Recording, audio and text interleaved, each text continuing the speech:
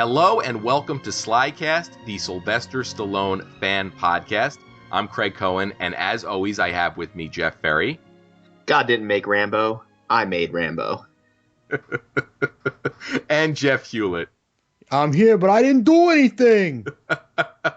So, guys, it's so great to be back here on SlyCast with you. We get together once a month to talk about those Stallone movies that we know and love and some that we don't really know. But this month, I know that we are going to be talking about two movies that we're very familiar with and that lots of our listeners are going to be familiar with. And I just want to give an early advanced warning that I might get a little gushy when we talk about this first film, which is 1982's First Blood. It is one of my favorite Stallone films if I really had to sit down and list them out. And we're also going to be talking about First Blood Part 2, or Rambo First Blood Part 2, which creates all kinds of crazy, naming orders throughout the series. It's probably one of the most messy series in terms of names. Now, before we get started, though, I wanted to talk real quickly about the Rocky musical that's on Broadway. I was able to see it recently, and I just figured I would share some of my thoughts with it. So you guys are both aware of this, right? I'm aware of it. I when it first got announced, I really couldn't believe that it was going to actually happen. Yeah. Or that there was any possibility that it could be any good. Yeah. But I've heard good things so far. Yeah, Hewlett.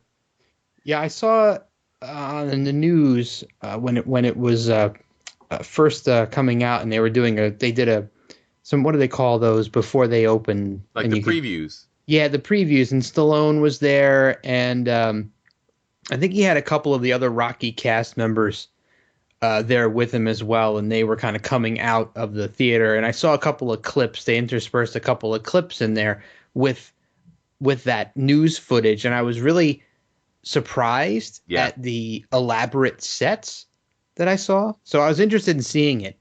Yeah, it's definitely worth seeing if you can find your way over to the Winter Garden Theater in New York City. That's the Cats Theater. Yeah, now and forever, except except now. Whoa, stop right there. You just throw out that's the Cats Theater, and you think I'm just going to let that go? The Winter Garden Theater, man. You don't remember those commercials? Now and forever at the Winter Garden Theater. Yeah, I guess I was watching a little too much Rambo, I guess, to So I went to a 3 o'clock showing on Sunday, the day before my birthday. My family sort of surprised me with tickets to it, which was very cool. And I got to say, I really, really enjoyed the show. And my mother, who is not a Stallone fan by any stretch, actually came out of the theater after we saw the show and said, I really, really liked that. So coming from somebody who can barely stomach sitting through any of Stallone's movies, she thoroughly enjoyed the Broadway experience. And I'll say this, there are a couple of slight differences between the show and the movie. Probably the biggest difference is the Paulie character. He's got a girlfriend who sort of runs the pet shop that Adrian works at. And the idea of Paulie with a girlfriend is odd, to say the least. But once you look past the character differences, it's kind of neat, because there was a period when it first started where I was like just following along with the movie in my head. And then when it deviated, I was able to get a little bit more comfortable and say, okay, this is going to be its own thing. It still hit all the same beats and gave you the same emotions, but it sort of, opened up itself a little for Broadway to, I guess, appeal to a slightly bigger audience. The most amazing thing about this show, though, is the staging. And Jeff Hulit, you had mentioned the news broadcast. There's video screens at certain points where you see news broadcasts and interviews. They actually they use some rear projection, and they really do a great job bringing those classic Stallone training montages to the stage. I won't spoil how they do it because I think it's just so unique and so great to see for the first time. And also, the end fight is really amazing. It's probably the most remarkable thing I've seen in a Broadway production. again, I won't spoil that, but I will say that during that fight, you feel like you are watching that boxing match in the Philadelphia Spectrum. So very cool. And also, Jeff Ferry, you'll be happy to know that Gazzo gets some lines in a song that he actually sings. That's fantastic. Yes. It's criminally underused. Yeah, the Gazzo character in the show is great. So I can't recommend it enough. It really is cool, and the only thing that I really wished coming out of it was that they would decide to make all the other movies into Broadway shows. Oh, but I don't think that'll be happening. So we'll have to deal with Rocky on Broadway. So that's sort of my takeaway on there. But now what we're going to do is we're going to move away from Rocky, and we're going to move to arguably Stallone's second most popular character, and that is John Rambo. And his first appearance in film was First Blood in 1982. Now, before we really roll up our sleeves and get dirty with this film, do you guys have any general thoughts on it that you'd like to talk about before we get started? Jeff Hulit. Yeah, I'll just preface with the same thing that you prefaced with is I usually separate out Stallone's career into a couple of different pieces because I don't feel like it's fair to rank other movies against certain franchises. So for me, I kind of separate out Rocky and I separate out Rambo because if I were to throw them in with the rest, First Blood and Rocky 1 would top everything else pretty much. So I might be a little bit gushy and fanboyish here myself as we talk through this movie. Yeah. Jeff Ferry. It's just one of those, looking back on it, I realized when I went back and revisited both these movies that I had definitely watched them in the reverse order when I was a kid. Okay. Which really confused me because you go from First Blood Part 2, which is a certain type of movie, yeah, to First Blood, which is arguably it's like a different genre of movie. Yeah. And it was just like, watching me in that order, being like, what happened? Like, this is not the movie I was expecting. Yeah.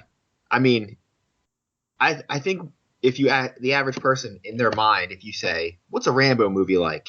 They're going to tell you about First Blood Part 2. Oh, definitely. And it's like almost like they forget the first one.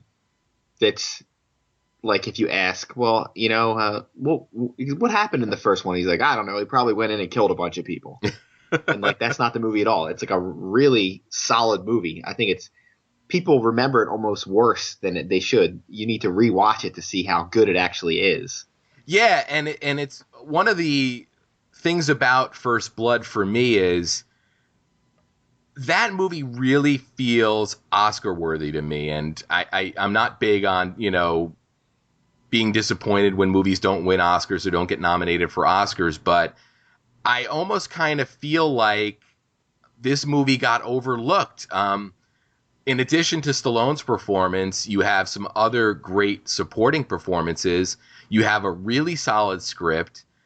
And I guess it just leaned a little too far into action movie territory to really sort of get that kind of consideration. But I almost feel like this is that kind of movie. And for people that, do think that Rambo is sort of Rambo First Blood Part 2, this movie has a lot to offer. And for its R rating, it's not incredibly graphic, which isn't to say that it's not violent, because it is violent. So I guess we'll get started with our discussion of it. And the movie's based on a novel by author David Morrell called First Blood that was written in 1972. And we'll talk a little bit about that novel after we talked about the movie in terms of some of the things that are different between the two. But we get the opening of the movie where sort of a scruffy, long-haired, slightly bearded Stallone arrives in a countryside looking for a friend of his who he served in Vietnam with, and is really, really saddened to learn that his friend died of cancer that his wife says he brought back from the war with him. And for me, this is really the moment where Rambo, every decision he makes in this movie is based on this moment. It's the last connection he has to the world almost. And for me, that really drove his actions through the rest of the movie. What are your guys' feelings on that opening scene and how it establishes the character of Rambo? Jeff Hulit. Yeah, it's kind of a depressing way to start a movie, and it really sets a sort of a somber tone, especially because they kind of mention Agent Orange as the reason why he got cancer. And that was still kind of fresh in people's minds at the time because it was kind of controversial. I remember hearing a lot about it when I was a kid, back in the late 70s and in the early 80s and all of the fallout and after effects of Agent Orange. So I think coupled with that and, seeing the sadness, and you see the hope that Rambo has when he arrives there and he's got the address and he doesn't get it at first. And she's trying to tell him he's not there. And he doesn't really get it. And then she kind of drops that bomb on him and he's like, he just kind of gives his condolences and walks away. Mm-hmm. Very somber way of starting a movie, but I think it's a very effective tone setting. Yeah, and that moment where he shows her the picture of them together to further prove that they were friends, and he gives it to her. That's really him handing over that memory. Really, really powerful. Jeff Ferry. Yeah, he's going to find his friend Delmar Barry, and he's like, that's basically his last link to like a good time in his life. Well, not a good time, but like when things meant something to him. Yeah. Like these were his brothers, and he'll explain later that he'll say they're all dead, So this guy was the last guy alive, and now he's dead. And I think, like you said, all the events are set up from that. Like if it wouldn't have been this sheriff, it would have been something else a month down the road. Like he could not be pushed anymore. Yeah, he has no ties, he has no family, he's at the breaking point. The only thing that would avert everything is he just needed to be left alone. He didn't need some person to start pushing his buttons because eventually he was going to snap and push back. Yeah. And, he's sort of in a terrible coincidence for everybody involved. He goes into town and runs into the local sheriff, Teasel, played by Brian Dennehy, and he sees Rambo's jacket, but doesn't really put together the fact that he might be a veteran based on how he looks. He even makes a comment that, you shouldn't be wearing that jacket looking like you do. He drives Rambo out of town, and Rambo just really wants to get something to eat. But beyond wanting to get something to eat, he's stubborn in the fact that he knows he hasn't done anything wrong and he has a right to be there, even though Teasel is sort of trying to keep a vagrant element out of his town. And he even says that, if one of you shows up and sticks around, more of you are going to show up and stick around. So we get this back and forth where he drops Rambo off at a bridge, tells him, which way the nearest diner is outside of town. And as soon as he starts driving away, he looks in his rearview mirror and sees Rambo walking towards town. And that ultimately leads to Teasel arresting him. What are your feelings on this scene and the interaction between Teasel and Rambo? Jeff Ferry. Yeah, Teasel, right from the jump, as soon as he sees him, like you said, he points out his jacket. He's like, looking the way you're looking, you're asking for trouble around here. The guy, even when he's quote unquote helping him by driving him, yeah, he's just a prick from the jump. He is just like, he is all over him from the beginning, just pushing him and pushing him and pushing him. He'd have been better off just letting him do his thing. He probably would have walked out of town the next day. Yeah. But yeah, you took it as the flag on his jacket. You took it as he didn't know that he was a veteran, where I took it as he knows that he was, he had done some sort of time in Vietnam, and he was saying, we don't want your kind around here, people that went to the war. Now you come back. You're all screwed up. We don't want you here. Sure. We don't want somebody that went to the war and is all crazy now. We don't need you here begging for change. Yeah. And I think both interpretations are sort of, completely, valid.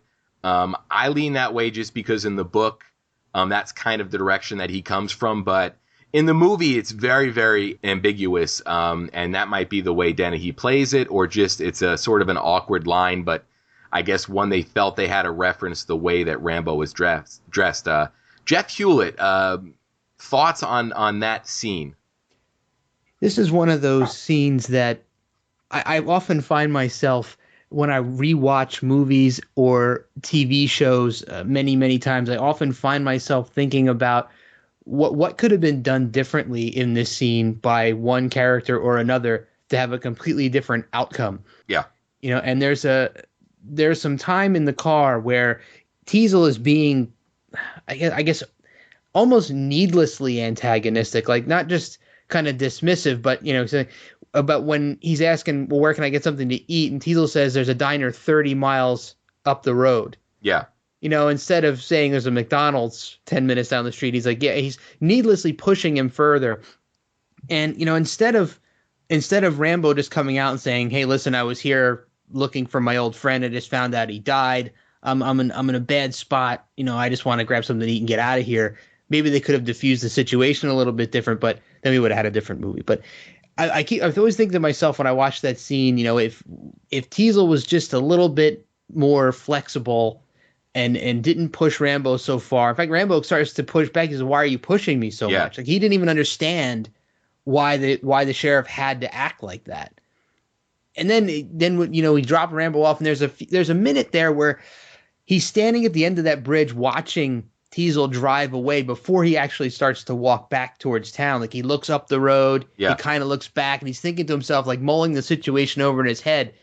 And you wonder what was going through his mind to make him start walking back the other way. Yeah, I think it's kind of what Jeff Ferry alluded to, which was he was tired of being pushed because it's feasible to believe that he had gone through this in other towns and just moved along based on maybe how that sheriff had treated him or how that police force had treated him. But here it almost seemed like Teasel was maybe inviting him or, just pushed those buttons in Rambo and, coming off of the, learning about the death of his friend really sort of triggered that, that part of Rambo that really just almost like his default mode. His training had turned him into this machine, and he now had a new objective, which was to go to town and get some food. So he ends up at the police station, and as mean as Teasel's been to him, we get another cop who's having a really bad day or just really doesn't like vagrants. We get Officer Galt, who is tasked with, I guess, processing him and cleaning him up. And this is when things really, really start to go sour. Also in this police force, you have Michael Talbot, who was one of the he played Zwitek on Miami Vice, a favorite show of mine. And you also have a I guess, NYPD Blue, David Caruso. Yeah. So, do one of you guys want to sort of run through the events that lead up to Rambo escaping the police station? Feel free to buzz in, whoever wants to take the lead. I don't know, but this is I think this is what we all fear about getting arrested in a small town. Yeah, definitely. Is that something like this is going to happen? You get arrested for some trumped up charge. I think he gets him for vagrancy, which is just like, I want to arrest you for no reason.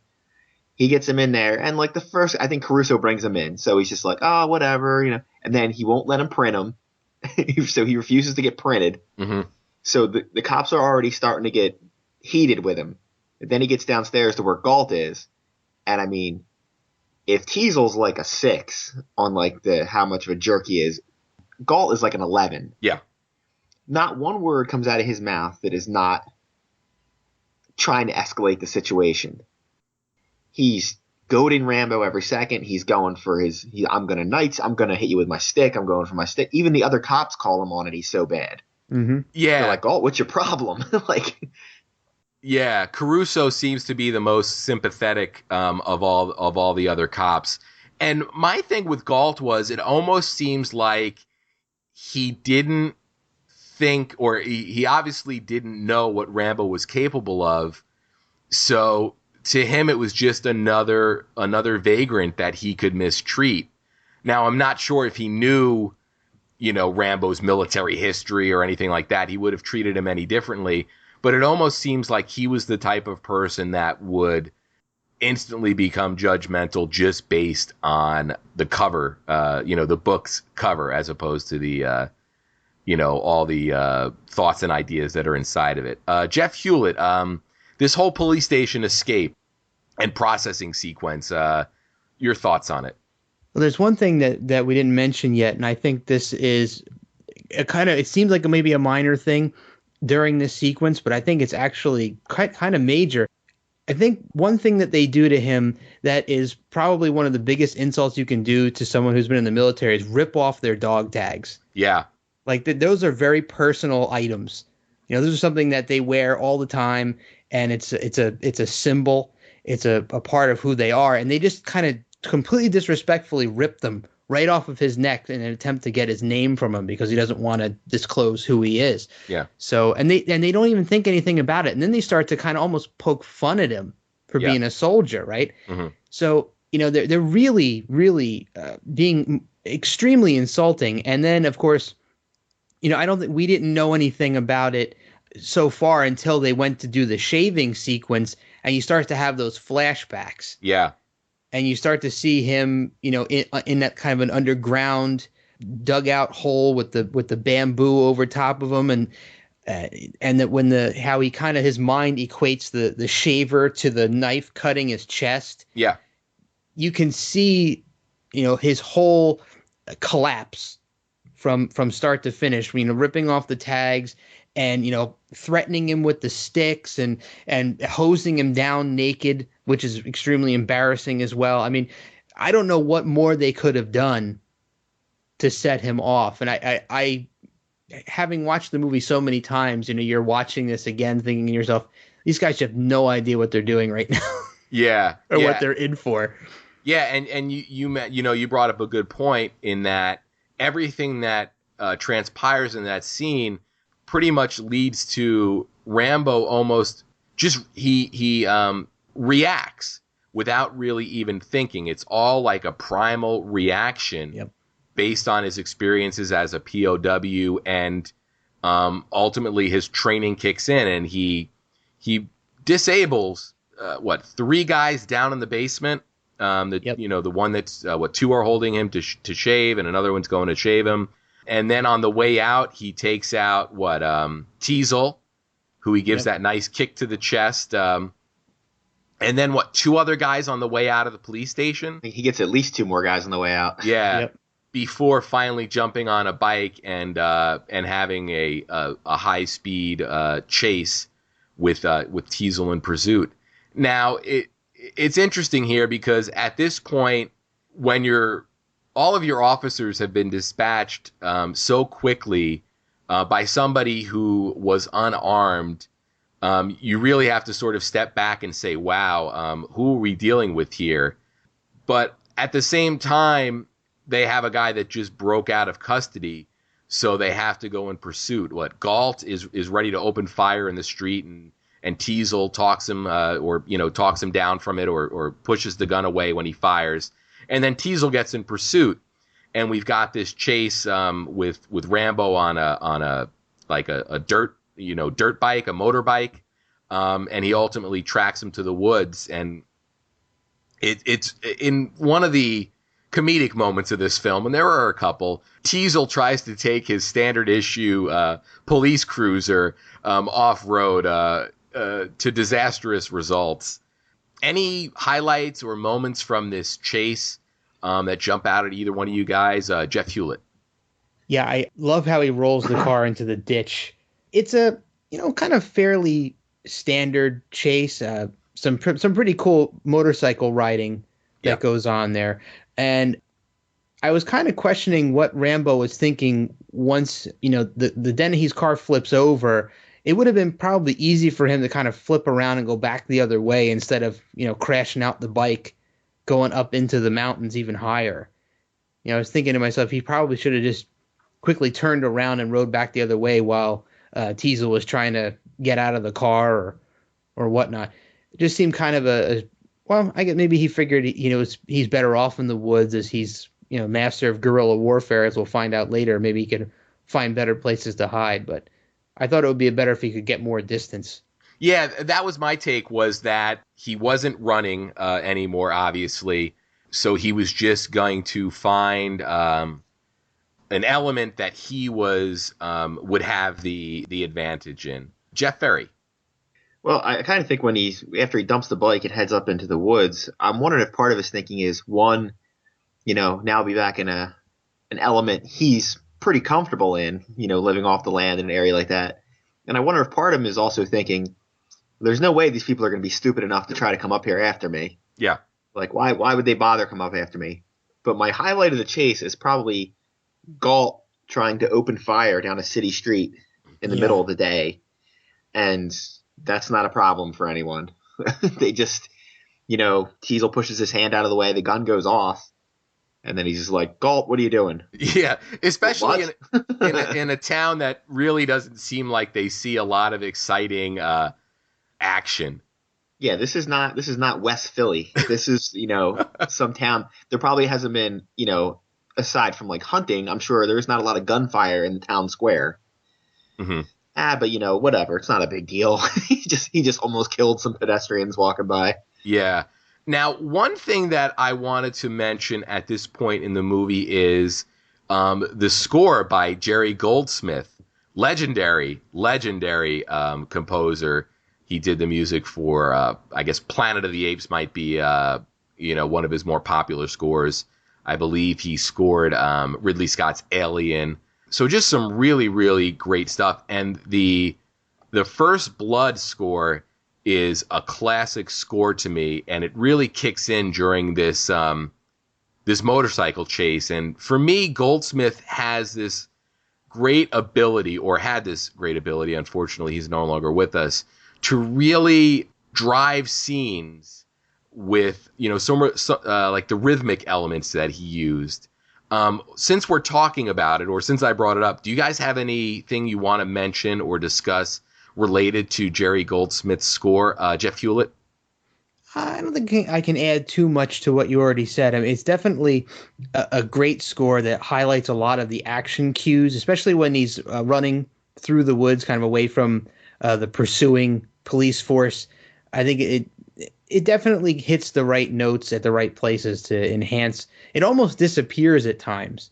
It's so effective. Yeah, and that's one of Goldsmith's strength, in my opinion. Jeff Ferry. Pretty much going with what Hewlett said. I barely noticed the score because it's not loud, it's not bombastic, it's not Hans Zimmer. Yeah. It just is there. The only time I even noticed really any music was end credits, and we'll go over that later. Yeah. All right. So at this point, we have the police in pursuit, and they've got a helicopter out looking for Rambo, and it's a pilot who they've sort of bullied into taking his copter up, and Galt, for whatever reason, the trigger happy Galt, and I guess the rest of the police with tracking dogs have tracked Rambo to the edge of a cliff that he's got no choice but to climb down, and sure enough, at that moment, the helicopter discovers him. And Galt opens fire on Rambo as he's climbing down, and we've got this great high fall where Rambo sort of looks up, looks down, sees a tree, sees water, and figures he's gonna throw his money or his life in that direction. And he hits the tree, and he has a pretty violent fall. I guess he cracks his ribs maybe, or gets stuck. and ends up on the ground. Before we get to the aftermath of that, anything in this chase leading up to the helicopter discovery by Galt that you guys want to hit, Jeff Ferry? I'm wondering if Galt doesn't pull his maniac action that he does, what was Rambo's play at that point? Was he going to come down and be like, well, I guess you got me? Or was he going to climb down and still attempt to get away? Yeah. I mean, we'll never know because he has to, do what he does. But and also, when he falls into that tree, I will say this. I don't think anybody does sounds of pain quite like Stallone does. Like, when he gets hurt, I feel it. Yeah. His grunts and groans and screams, they hurt. Like, when Schwarzenegger does it, I laugh because it's funny. Yeah. Like, he does it, and I'm like, that sounds like the most painful thing I've ever heard. Yeah. Yeah. Jeff Hulit. Yeah, and he not only does he sound out the pain well, he also plays the pain well. So you can tell when he hits that ground after falling through the trees, and you hear the limbs snapping, and he's got that gash on his arm, and he's kind of like holding it and hobbling up against the back of the tree because he's still got Galt up there, ready to squeeze off a few more rounds as soon as he sees where he lands.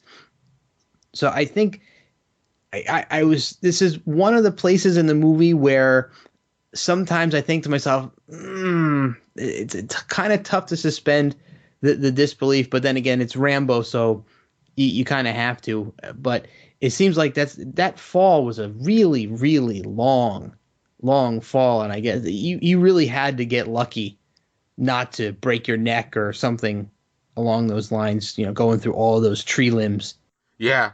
And hitting rocks. Yeah, it almost seems like his hand was forced based on the fact that he was being definitely shot at. And that sort of brings me to a point that I want to talk about with this movie, and it's the way the action's executed in this movie.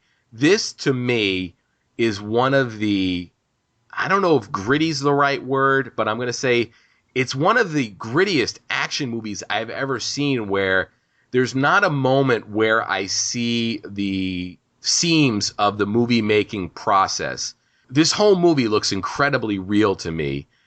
It's probably a combination of Andrew Laszlo's cinematography, but at the same time, it's all practical stunt work, and it all looks darn good. Do you guys have any thoughts overall on the approach to action in this film, Jeff Ferry?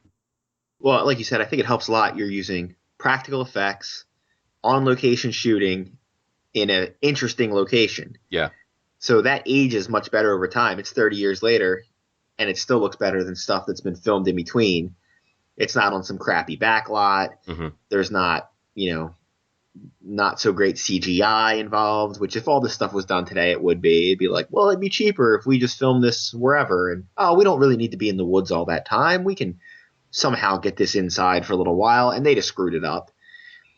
And like you said, the action scenes aren't as much as, like, I hate to rip the following movie in the series. There's no scene of a guy standing in a field firing a machine gun and all of us wondering, like, how's nobody shooting this guy? Yeah. Like, you understand how he gets the better of everybody because he's better trained, he's smarter, he uses the land to his advantage. Like, you understand how he gets the drop on these guys. There's no point where you're like, oh, I don't understand why they're not catching him. Well, you know exactly why they're not catching him. He's better than they are. Yeah, it's really an unfair fight. But before we get to that fight, Jeff Hulit, anything you want to mention in regards to the overall look and presentation of the action sequences in this movie? Yeah, I'm also going to give a nod to the choice of location for this. I think that the forest areas that they chose, and especially when he's climbing down that rock face, all of these great locations were chosen so perfectly so that they're essentially timeless. Like Ferry said, you could watch this movie today, you could watch it 20 years from now, and locations like that still exist. If you go on a camping trip somewhere, in northern the U.S. or even into Canada, you'll see places that look a lot like that. So it added to the realism. Especially as we get a little further into the movie where he's single-handedly taking out this entire search party via various, traps that he set up and places that he's found to hide and jump out of. it all works very well together, and I think it kind of ties it very cohesively and effectively. Yeah, yeah. So at this point, we've got Stallone on the ground. We've got Galt up in the helicopter, continuing to shoot, and Rambo has a rock that he gets, and he throws it at the helicopter, and it causes the pilot to shake the copter, and Galt has falls to his death. Pretty much. And at that moment, we have Rambo starts to approach the body, and then the rest of the posse have sort of gotten to the edge of the cliff, and they start shooting at him. Well, I think he approaches, he sees them, then he backs off. Yeah. And then a little while later, he steps out. Yeah, he's he's ready to give himself up. Well, he's saying, just leave me alone. There's already one guy dead. I didn't do anything. Mm-hmm. He's still preaching that. I didn't do anything. And then, just like they keep doing in the movie, nobody will listen to him. They just open fire again, and he gets winged by one of them. Yeah, and that's really the moment where Rambo really sort of goes into his survival mode. And we've got this amazing sequence where Rambo really just dismantles this police force. He really exposes their lack of training and also showcases Rambo's survival training and the skills that he has. And we've got, he sets traps, he creates decoys, he kills the tracking dogs. He builds I can't even explain it. The thing that hits Talbot in the midsection, it's like that swinging branch. What would you even call that? It's kind of like a spike trap. Yeah. Like a spike trap. He basically disables everybody and works his way to Teasel, sneaks up on Teasel, puts a knife to his throat, and says, "You're only alive because I allowed you to live. Let it go, let it go." And then he leaves. And Dennehy, as Teasel, has this great breakdown. I think it's one of Teasel's better moments in this movie in terms of character and performance from Dennehy. I mean, you really see the complete and utter defeat and fear on Teasel's face and over his entire body. You can see that his entire psyche has been impacted by this dismantling of him and his crew. Do you guys want to talk a little bit more about that sequence and how it unfolds and the end result on Teasel? Jeff Hulit. Yeah, absolutely. So a couple of different things come to light during this sequence. So the audience simultaneously gets to know Rambo really well. You get to know what his skills are and what he's capable of. And you also get to more of a glimpse into how, I guess, inept some of these police officers are and how almost Captain Ahab-ish Teasel is. And he's kind of just disregarding his officers' well-being in order to track Rambo down. In fact, when the first officer gets hurt, instead of turning around and taking him back out for medical attention, they kind of tie a little. They don't have a first aid kit or anything. They just kind of tell him, you tie a tourniquet around it, and you need to release it every 15 minutes or so, and then we'll be back to take you back out. So he completely disregards his officer's safety. Yeah. And then Rambo just one by one dismantles the whole team. But of course, he leaves. He doesn't kill anybody, but he leaves Teasel for last to prove a point. Mm-hmm. And I think he kind of tries to do to Teasel what they did to him in the police station. Essentially try to break him down and emasculate him and pretty much subjugate him. Yeah. So, you can't blame Teasel for completely breaking down. I mean, he's alone. All of his other officers, his other protection has been taken out. He's pretty much naked in a way, right? Mm-hmm. He's out in the middle of the woods. It's freezing cold. Night's falling. And he's out there mano a mano with this trained guerrilla warfare guy, and he's just finding out now what Rambo's capable of. And then here he is, pinned up against a tree with a knife to his throat, thinking, this is the last moment of my life. This guy's going to freaking kill me right now. Yeah. Jeff Ferry. Yeah, I think after Galt dies, like, any rational thought that he had left is gone.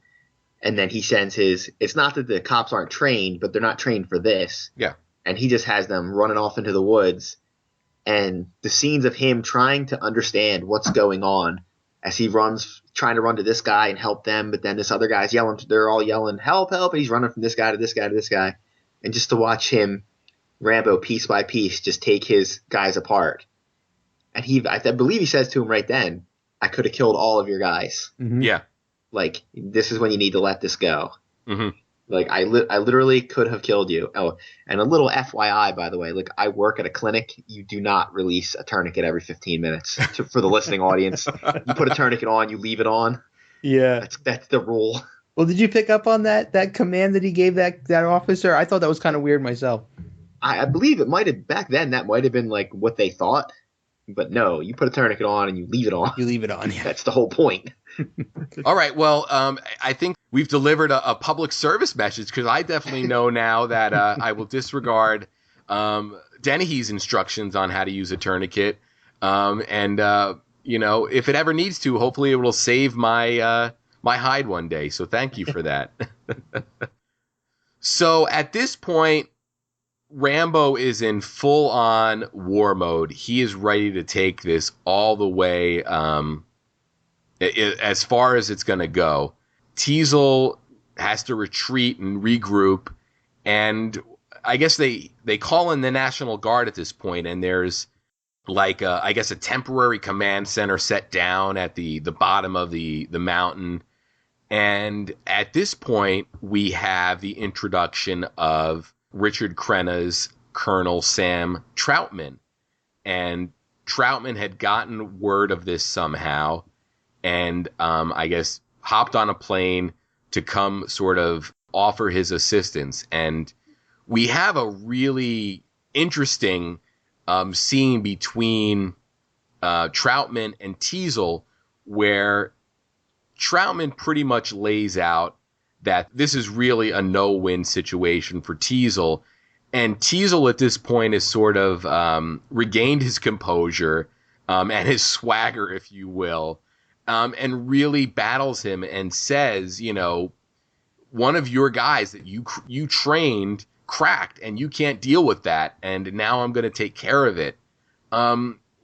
Any takeaway from this sequence between Teasel and Troutman, Jeff Hulit?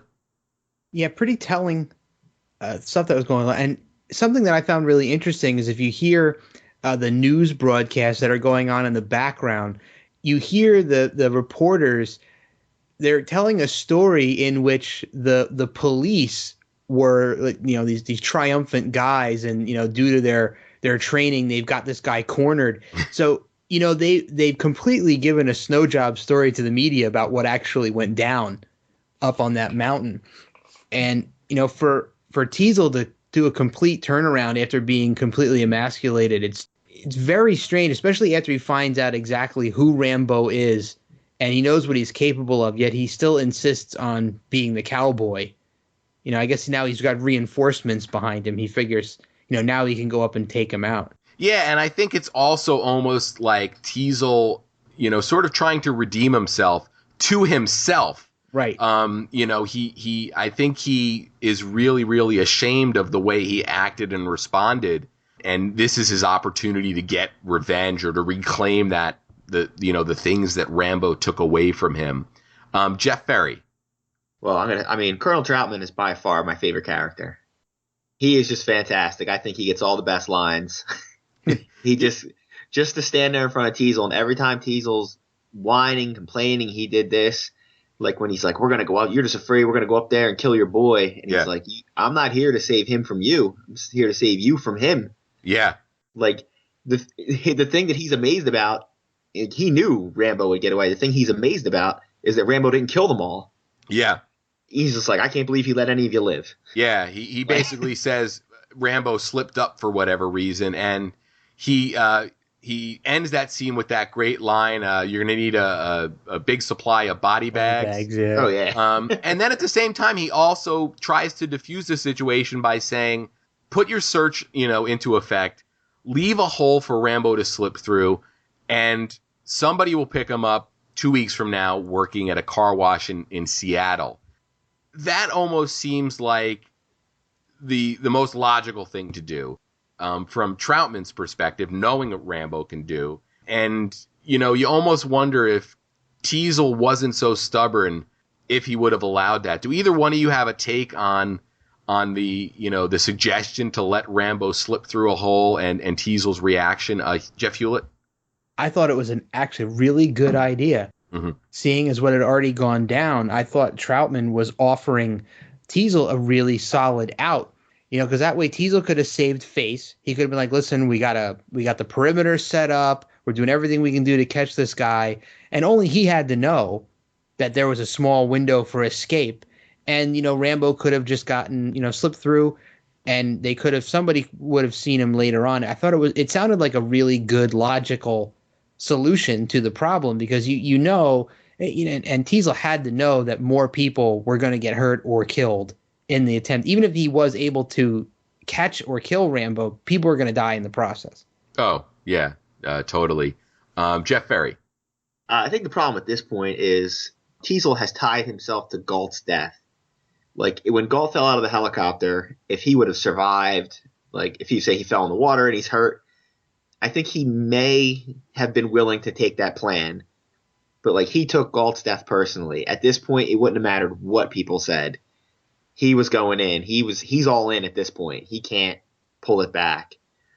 I'm also wondering who he called to get the National Guard to show up.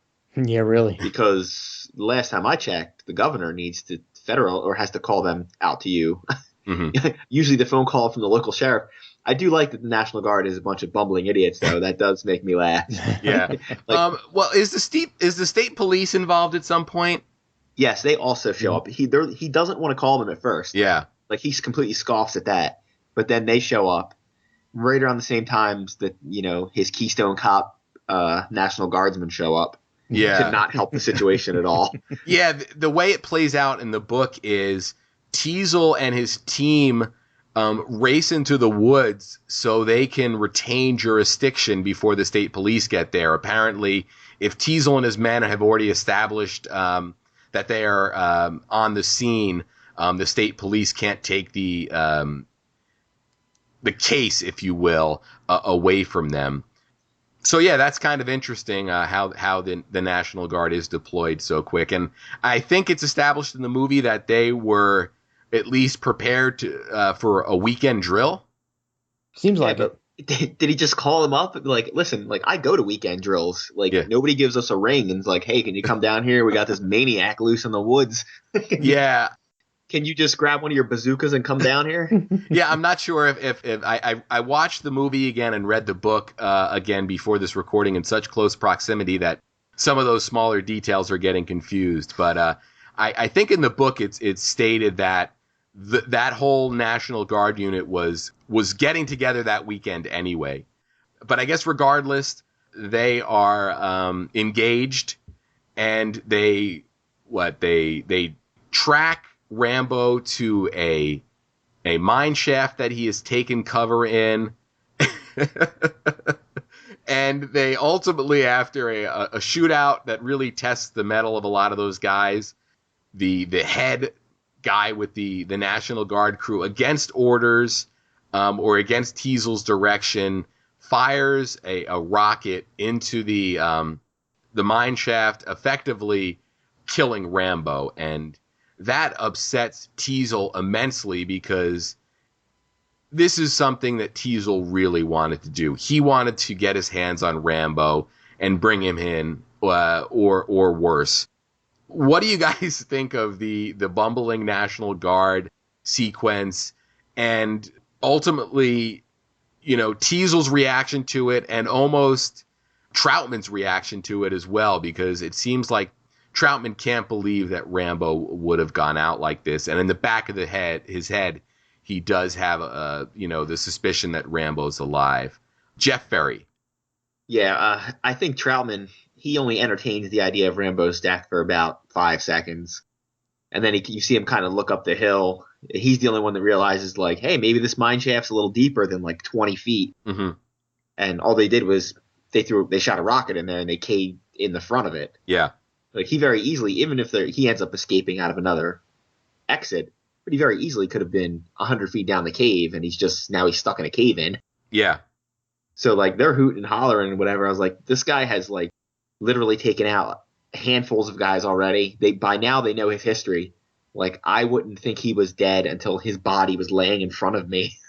Like, how could you even think he was gone? Yeah, and that seems like Teasel was the only one that really wanted that, whereas it seemed like the National Guard guys were comfortable enough to say, hey, we did our job, now let us go.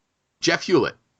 Yeah, this is one of those comedic moments that you had mentioned earlier on with the guys, the lead guy telling the one guy, oh, you go in there. And he's like, no way, I only do this on the weekends. I didn't come out here to die. So they knew what they were up against. And I thought that it was kind of a strange, the way that they handled after the mine shaft had been caved in the front. And, Dennehy's frustration almost seemed to be more about not being able to get a look at the body because it was caved in so bad that it was going to take a long time to dig him out. And he kind of gives the National Guard guys the orders to dig him out. But I think Dennehy had the right approach in not assuming that Rambo was dead. And I think it just compounded the frustration thinking, well, he believed that Rambo was killed in the explosion in the cave-in, but he couldn't prove it. Yeah. So that was super, super frustrating. And if you're an astute watcher, like Ferry said, you watch that short little bit where Troutman's kind of looking around and like looking the hill over. And by looking at Troutman's face that he knows, you got this kind of a tacit assumption that Rambo is still alive. And we as the audience know, but we know at least Troutman also knows that he's going to come back. He's going to surface. He just doesn't know what he's going to do or how he's going to go about finishing this war that he started. Yeah. And prior to that, I guess there's a brief radio interaction between Rambo and Troutman where Troutman tries to talk him down, and we get that great speech from Stallone where he says they drew first blood, not me. And, it's really Rambo sort of justifying everything that he did to what you could almost call like his father figure. I thought it was an interesting sequence, and, those scenes are always probably tough to pull off from an acting standpoint where you're basically talking to, a radio in your hand. But I thought both actors handled it incredibly well. And then at this point, we reach a part of the movie where, we cut away from Stallone for a while, right? We have the moment where everybody thinks Rambo's dead, and we have Troutman at the local watering hole having a drink, and he has some interaction with Teasel, where I guess Teasel gets some more digs in. Anything you guys want to flesh out about this sort of non-Rambo sequence of the movie, Jeff Ferry? I think this is the time in the movie that we are all supposed to take a deep breath. Yes. Because prior to this, there's been about 30 minutes, since he breaks out of town and the car chase, it's basically action, action, action, action, action, action. Yeah. Not crazy action, but everything's been in motion. Mm-hmm. And then I think there's this quick, it's 5-7 minutes. Where you get a little bit of character with Troutman and Teasel, then you're sitting there thinking, well, what's Rambo's next move? You'll see him try to get out of the mine soon. What's his end game here? Because he could very easily just wander back off into the woods and try to hide, which I wonder if he may have tried to do. They kind of make it look like it was impossible, like they were still looking for him. But apparently he has a different idea of how to end this. Yeah. Jeff Hulit. I thought it was kind of interesting that Teasel for a moment tried to apologize to Troutman for, being a dick or being out of line, but then pretty quickly went back to being a dick to Troutman again. They started to butt heads again. So you kind of wonder what Teasel's state of mind was at that point. Is he just kind of accepting that the situation is over and trying to go back to what he normally does or who he normally is, mm-hmm. and only to, be confronted again with Troutman and have, the whole situation bubbling up in his mind again, about what went down and what could happen and when his own actions. And it was an interesting character sequence to me to see the two of them kind of punching back and forth verbally again before getting back to more action and Rambo actually escaping from the mine. Yeah. So that does lead us to the sort of Rambo navigating his way through, to find his way out of the mine. And we get this great sequence where he falls into a pit of rats. The rats do some great acting there. I'm not sure how much of it was acting and how much of it was genuinely reacting to Stallone throwing them off of him. Mm-hmm. But a really effective scene.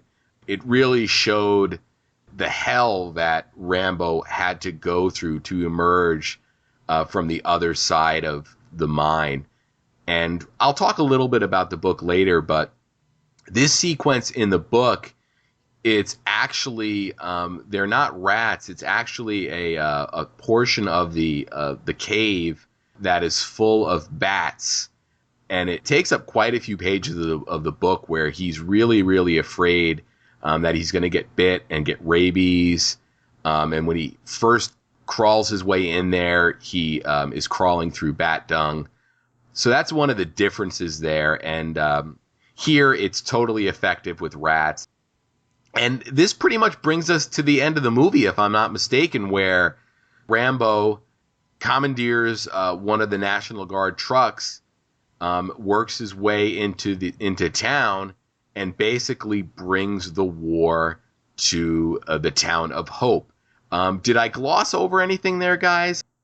I don't think you glossed over too much. I remember hearing in an interview or something with Stallone about the scene with the rats, and he actually got cut up quite a bit from their nails scratching into his skin. I think he actually had to go get a rabies shot after doing that scene, because there was at one part where he's kind of crawling through the water before he realizes that they're on him, and you see there's like 2 or 3 giant rats like on his back. Mm-hmm. So you have to wonder when he's trying to pull those things off. I mean, they're going to try to dig their claws into you to hold on, right? So, I mean, he from what I understand, he got cut up pretty good. Yeah, I think he references it on the commentary track on the movie that's available on most of the newer DVD releases. I think the original DVD release had a David Morrell commentary. Everyone after that, I think, either included both commentary tracks or has Stallone's commentary tracks. And I think he talks about the rats on that. Jeff Ferry, anything you want to talk about leading up into Rambo's attack on the town? Well, like you said with the rats, like that scene's very effective because it's very like visceral. Like you feel like those rats are there. Where like I feel like if you shoot that scene today, those are going to be CGI rats. Oh, totally. Like, it's going to look terrible, and there'll be like way too many. There'll be like 1,000 rats. Yeah. And you'll be sitting there going like, this looks ridiculous. Like, and there'll be like, so many, they're crawling over them, but in your mind, you're like, this looks so fake. Yeah. Whereas like a few dozen rats look real because they are real. And like even watching that now, it'll just creep you out a lot. Yeah. All right. So at this point, Rambo crashes his truck into, is it the gas station? Does he blow up the gas station before heading over to like the sportsman's store to get his weapons? Yep. Yeah, because he hits the gas station because they still think he's dead. Yeah. That's the first thing he does when he gets to town. Yeah, so he pretty much lights things up to let everybody know that he's there. Hey, guys, I'm back. Did you miss me? And then at this point, he gets some real weapons, and he just he directs most of his attention to the police station. He's really there for Teasel. And Teasel has worked his way up to the roof of the police station. He wants to get the high ground on Rambo, and there aren't really a lot of other cops on duty because I guess most of them are in the hospital from their earlier encounter. And it also looked like a fair amount of people were still out in the woods looking for him. Yeah. Mm-hmm. So until he hits the gas station, they're probably still out there. Yeah. So Rambo notices Teasel peering out from the roof, and basically comes underneath and shoots him up through the skylight. And that pretty much ends the movie from Teasel's perspective. We do see him getting taken out on a stretcher, and we see that he is okay at the end of the movie, or at least that he's going to live. And at this point, I guess, the authorities have shown up and they have the building surrounded, and Troutman convinces the powers that be to let him go in and bring Rambo out. And this is where we get arguably one of the most effective scenes in the movie. And it's a scene that is not in the novel. So this is a scene that was created specifically for the movie. And I got to say, this is incredibly effective and emotional, where Troutman is sort of telling Rambo, why he shouldn't have done what he did. And he makes reference to the fact that, Rambo references that you just can't shut these things off that you did and that you saw in the war. And Troutman has that classic line, "It's over, Johnny, it's over." And Rambo says nothing's over. And then he details, how everybody over there was an enemy. And you have this story where a little boy came up with a shoe shine box that ended up being a bomb that blew his friend up. And it's really powerful. And it's almost a hard scene to watch. I know, Jeff Hulit, we've talked about this prior to the recording. Anything you want to, talk about related to that end breakdown scene, that Rambo has? Man, I'll tell you, that scene, I've watched this movie, I can't even tell you, countless times, and that scene always gets me, especially the story about, he's talking about how he can't find his friend's legs, and he's just completely broken down. And the stories combined with the effective way that he plays that scene out, I can't imagine how difficult it must have been to do that scene for Stallone. I think it's a really great demonstration of how talented of an actor he really is. People always kind of hang the whole action thing on him, that he's just some action star. This does, big machine gun scenes and stuff blowing up. But the guy's got some chops. And that scene, I think, is one that you could put up and show people to prove, what this guy can do. And from what I understand, the stories that he was telling are actually real stories, relayed from real Vietnam vets.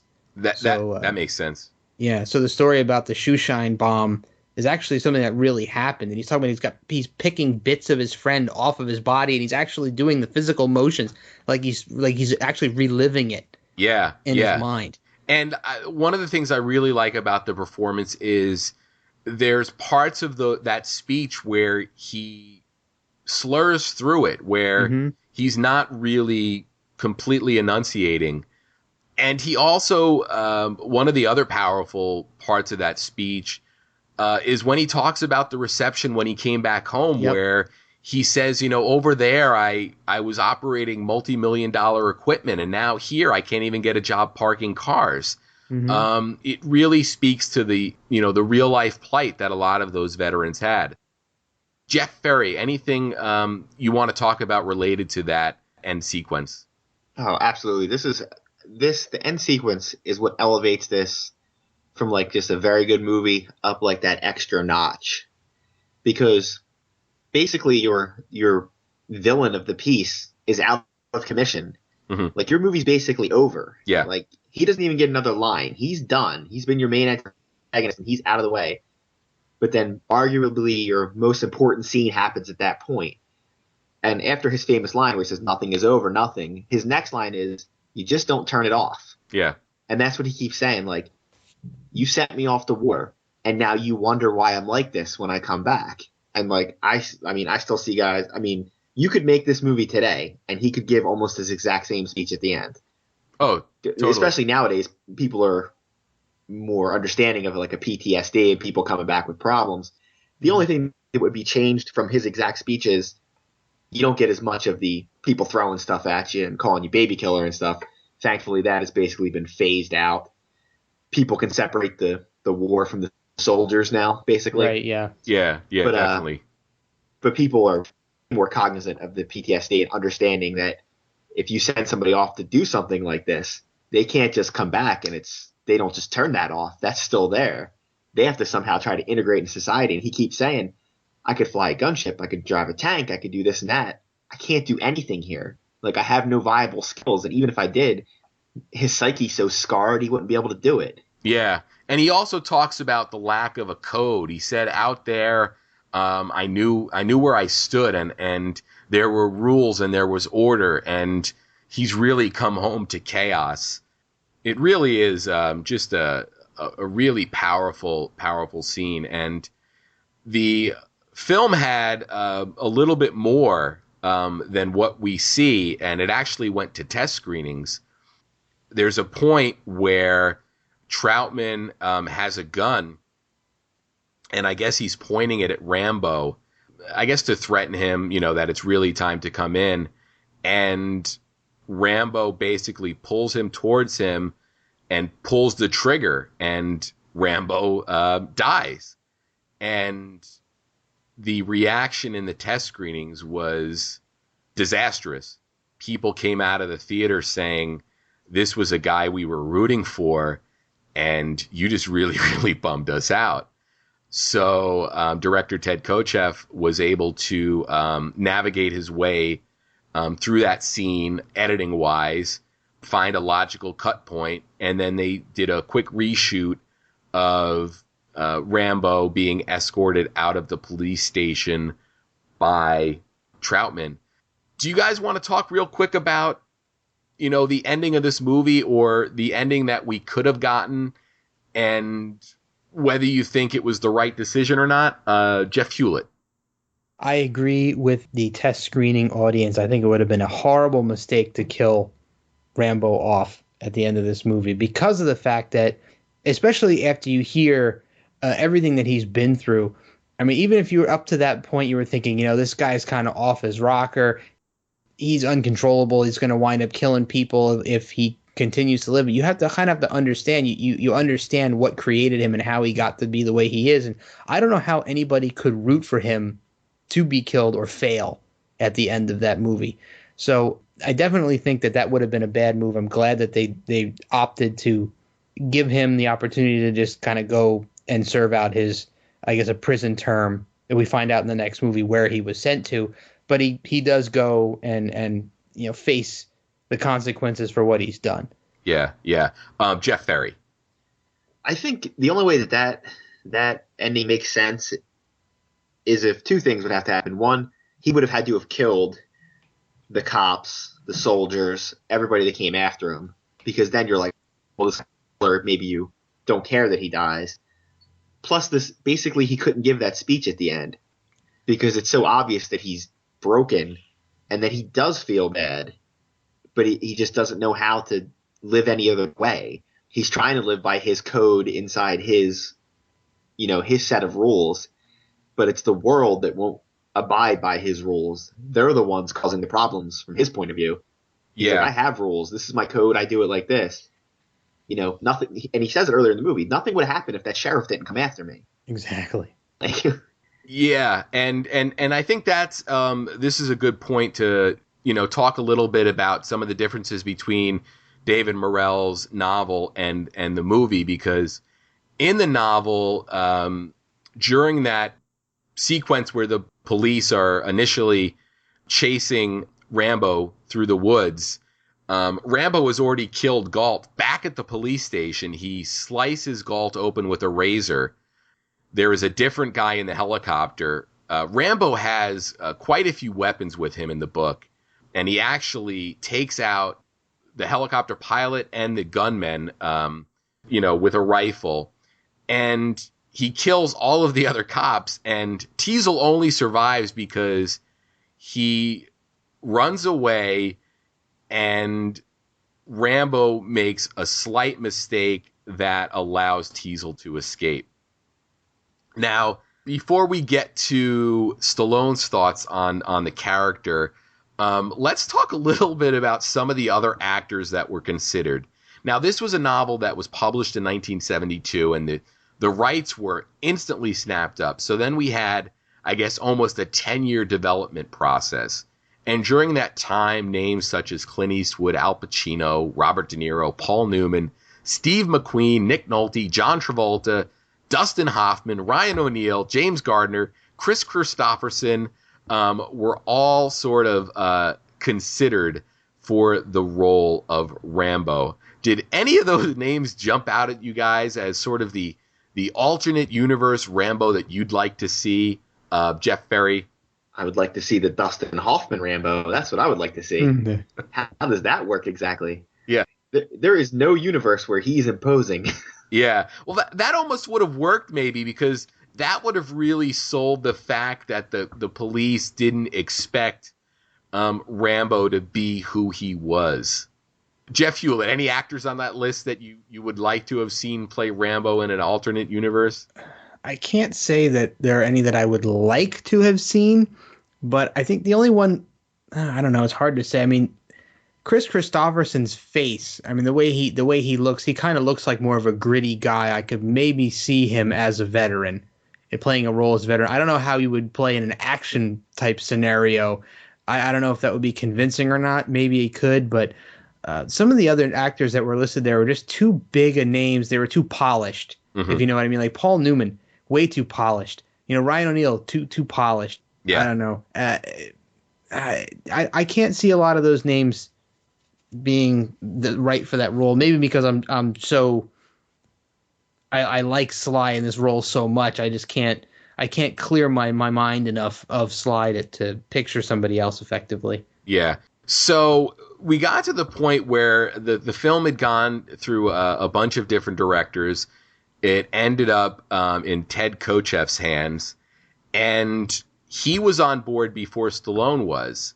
And he did an interview recently for a website or a podcast called the Hey You Guys website, and I'll link to that in the show notes here. But he basically says he read the script and he really thought that Stallone would be a great fit for it. And he says in the interview that at the time his career was not in great shape. The two Rocky films had been huge successes, but the other films he made, such as Paradise Alley and Fist, had failed at the box office. The received wisdom in Hollywood was that Stallone only worked as Rocky, so my decision to hire him wasn't championed. I sent the script to Sylvester regardless, and he called me the next day to say he loved the idea. I've never had such a quick and positive response from a star in my whole career in the business, and he laughs. He only had one request, and that was to do a rewrite on the script with me, to which I agreed. One of the biggest strengths Sylvester has is a great populist sense of what works. He knows what audiences like and dislike in a film. He said to me, Ted, this guy is a Congressional Medal of Honor winner, and he's being chased by a bunch of kids who are weekend warriors. He shoots them down by the dozen. The audiences are going to hate him. He wouldn't go out and massacre everyone after what he's been through in Vietnam with his comrades and all the killing. I agreed, so we took that out. That was the major change, but the other idea he had was to keep John Rambo silent throughout the film. Directors love extreme ideas like that. I thought it was interesting, but when we began working on it, I argued there'd be moments where dialogue would be necessary, to which he agreed. The idea ended up having a very secondary effect on the script, however, and made Rambo a laconic figure. And then he goes on to say that they always considered Rambo to be on a suicide mission, and he talks about the alternate ending to that film. So some interesting notes there regarding, Stallone really dictating how the film turned out and sort of making Rambo that sympathetic character. So I thought that was really neat. And at the same time, I want to talk real quick about author David Morrell. He has written a lot about Rambo. In addition to his novel First Blood, he's actually written the novelizations for the two sequels, Rambo First Blood Part 2 and Rambo 3. He actually wrote the novelizations for, which is kind of neat. But if you go to his website, which is davidmorrell.net, there are various articles and interviews devoted to Rambo. And there's one portion of an interview that I wanted to bring up where the interviewer asks David if he liked the film or not. And Morrell says, I think the movie is excellent. Movies and books are different. Changes are inevitable. The film switches the locale from Kentucky to the Pacific Northwest. It removes the importance of Teasel's war experience in Korea and the medals he received there. It makes Rambo a victim rather than somebody who's pissed off about what happened to him in Vietnam. Finally, it changes the ending, but all for that, I love the movie. Ted Kocheff's direction, Jerry Goldsmith's music, Andrew Laszlo's photography, Sylvester Stallone's acting, Richard Crenna, on and on. It's a terrific movie that seems more realistic with each year because its action scenes don't use computer effects. The realism of the stunts is amazing. He then goes on to talk about Stallone's acting, and he says, it's all in the eyes and the body language. Richard Crenna had a long career. He appeared with just about every film actor. He told me that in all his years, he worked with only 2 actors who truly knew how to play to a camera, reacting rather than acting, using their eyes, skillfully handling props. Those actors were Steve McQueen and Stallone. So some really great words there from David Morrell, who it's really cool to see an author comfortable with changes that are made to his characters and his stories to sort of serve the movie. It's a very sort of open-minded opinion for an author to have. Do any of you guys have any thoughts around any of the quotes that I brought up from either Ted Kocheff or David Morrell? Jeff Hulit. Well, I think it just supports some of the things we've already said in our own observations, is that I think that the general populace seems to sell Stallone short as far as his acting chops are concerned, but where it really matters, the people who he's acted with and people who really follow his career and really appreciate him know that he's capable of a heck of a lot more than what he's given credit for. You know, looking back at the end scene again that we just talked about is proof. And his talent goes beyond that because of he helped to actually rewrite this movie. And I think, I'm not sure if everybody would agree, but I think the 3 of us would agree that if it was made the way it was originally intended to be made, where he went and pretty much blew everybody away, I don't think it would have been nearly as effective and probably wouldn't be as well remembered. Yeah, definitely. Jeff Ferry. Yeah, I mean, if he just shoots everybody and blows them all away, it's just, whatever. It's a Chuck Norris movie, He's easily forgotten. It's like, name a couple Chuck Norris movies. What, you can't think of any? Exactly. Delta Force.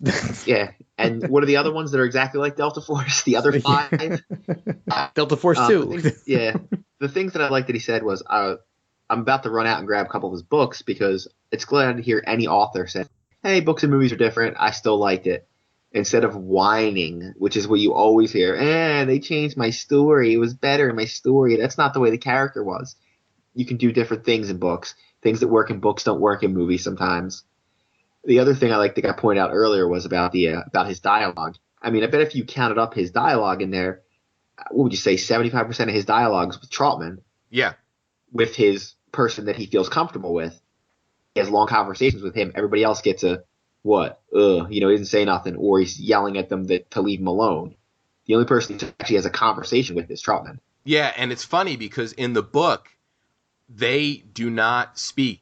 Teasel actually calls Trautman in, and the only interaction they have is towards the end of the movie, or the end of the book, where Rambo is driving into town. He's basically driving through town, looking to get out. He's not really hunting Teasel. And Trautman comes on the radio and tries to plead with him to come in. And Trautman is really, in the book, he's not even the guy that trained Rambo. He was sort of the guy that led the training program. And Rambo refuses to talk to him on the radio, and he sort of has dialogue with him in his head. So I thought it was really, really neat how fleshed out that relationship was in the movie. So I haven't read First Blood Part 2 yet. I do own the paperback, but all 3 of those books are available in new paperback editions and also in the ebook format for I think around $6 each. And I actually picked up the First Blood Kindle version because I didn't want to dig through my my pretty beat up paperback copy that I had gotten about 15 years ago. In addition to that, there's also a 29-page essay that he wrote called Rambo and Me, the story behind the story, where he talks about his inspiration for Rambo and some other stuff. That is one that I have not gotten a chance to read, but I'm looking forward to that. And in addition, I also, mentioned that he's on a commentary track, depending on what DVD or Blu-ray you have. And there's also some good documentaries devoted to the book and the movie. So definitely head on over to davidmorrell.net, because he is definitely an author that's done a lot of work that doesn't include Rambo, but has also embraced that character and all that it's done for him. So I guess at this point I'm going to reach out for some final thoughts on 1982's First Blood. Jeff Hulit. Not too much to add to what we've already talked about. Just that another high-ranking movie in my Stallone list, probably goes neck and neck with Rocky 1 as my favorite Stallone movie of those two franchises. And I don't know anybody who hasn't seen this movie, so I'm not going to tell people they need to watch it because they've probably already seen it. Yeah, Jeff Ferry. Well, the same thing. I think anybody that's seen this movie, I've never known anybody that's seen it and come away from it and not been impressed. Some people are impressed just because it's a good movie, and some people are impressed because they're like, oh, that's not what I thought a Rambo movie would be like. Like, everyone has that image in their head, and we all know what it is. No shirt, bandana, machine gun. I mean, that's just, if I said Rambo, that's what comes to your mind. Yeah. You're not thinking of, a beat-up drifter walking through a town getting harassed by a sheriff. That's just not what comes to your mind. I think, even though it's pretty well known, I would say it's probably a little underappreciated compared to some other work. Yeah, I would have to agree on that. And that brings us to the end of our discussion on First Blood, and we're going to move on to 1985's Rambo First Blood Part 2. It's a long road when you're on your own, and it hurts when they tear your dreams apart. And every new town just seems to bring you down, trying to find peace of mind can break your heart. It's a real war right outside your front door, I tell ya. So I think the first thing that people really notice, or the first thing that I noticed in Rambo First Blood Part 2, aside from the odd naming structure, which I won't get into again, I already talked about that, is the fact that, Jeff Ferry, you sort of alluded to, this is sort of the Rambo that people think about. And ultimately, I think that's what's really great about this series. We've talked on earlier episodes about how there really is a Stallone film for every sort of movie fan. To break down into the action genre, I could almost argue that there's a Rambo movie for any kind of action movie fan. Is that something you'd agree with, Jeff Ferry? Oh, absolutely. I mean, for the higher class of person who maybe doesn't enjoy, a shoot 'em up, I mean, First Blood's your movie. That's I hate to say an intellectual movie, but I mean, good script, good story, good everything. But sometimes if you're just in the mood to sit down and watch 50 people get blown away, then you got the other Rambo movies, or at least you have 2 and 3. I mean, I would say the last one that's a whole separate issue. Yeah. But I mean, this is like when people are spoofing a Rambo movie, this is where they're going. Yeah. Hey, he has to go in and rescue some POWs. Yeah, and we'll talk about one of the most famous spoofs. Jeff Hulit, thoughts overall in terms of the tonal shift, if you will, between Rambo First Blood Part 2 and First Blood? I kind of liken it to the difference between Rocky 1 and 2 and 3. Mm-hmm. So 1 and 2 are a certain kind of movie, and the characters are cast a certain way. And then in 3, Rocky 3, he transforms into almost a different Rocky, per se. And the same kind of thing happens in between Rambo First Blood and First Blood Part 2. They're tonally very different, and Rambo himself is kind of a bit different in 2 than he was in 1. He talks a heck of a lot more. Yeah, and my sort of takeaway from it was, I want to start off right away saying that this might be the best movie opening ever. You basically get a huge explosion on the side of a granite, rock. Just amazing. And then we see that Rambo's doing some pretty hard labor in a prison camp, which I justify, or at least justifies for me, his new ripped physique. Yeah, really. But I think that also can help explain away his character shift. I think you still see a little bit of the First Blood Rambo in there, especially sort of encounter with Teasel. And when Troutman shows up and they're talking between the fence, I thought this was probably one of the most touching moments in the series, in the sense that Troutman's really apologizing to Rambo for him ending up where he did. He says, he tried his best to get Rambo better prison conditions, and he genuinely seems, apologetic about it. And Rambo sort of seems very willing to forgive him. It almost seems like Rambo's got a very sort of, Zen attitude here. I also like how stark the division is between them. We're constantly reminded that Rambo is on one side of this fence and Troutman's on the other. And this film was directed by George P. Cosmatos, who also directed, I know, one of our favorite collective films, or at least I know Jeff Hulit is a big fan of this film, Cobra, which we'll talk about down the line. Hell yeah. Cosmatos also directed Tombstone, which is a tremendous, tremendous Western. And another Tombstone connection here is the story is by the now deceased Kevin Jarre, who doesn't have a lot of writing credits, but the ones he does have are pretty neat.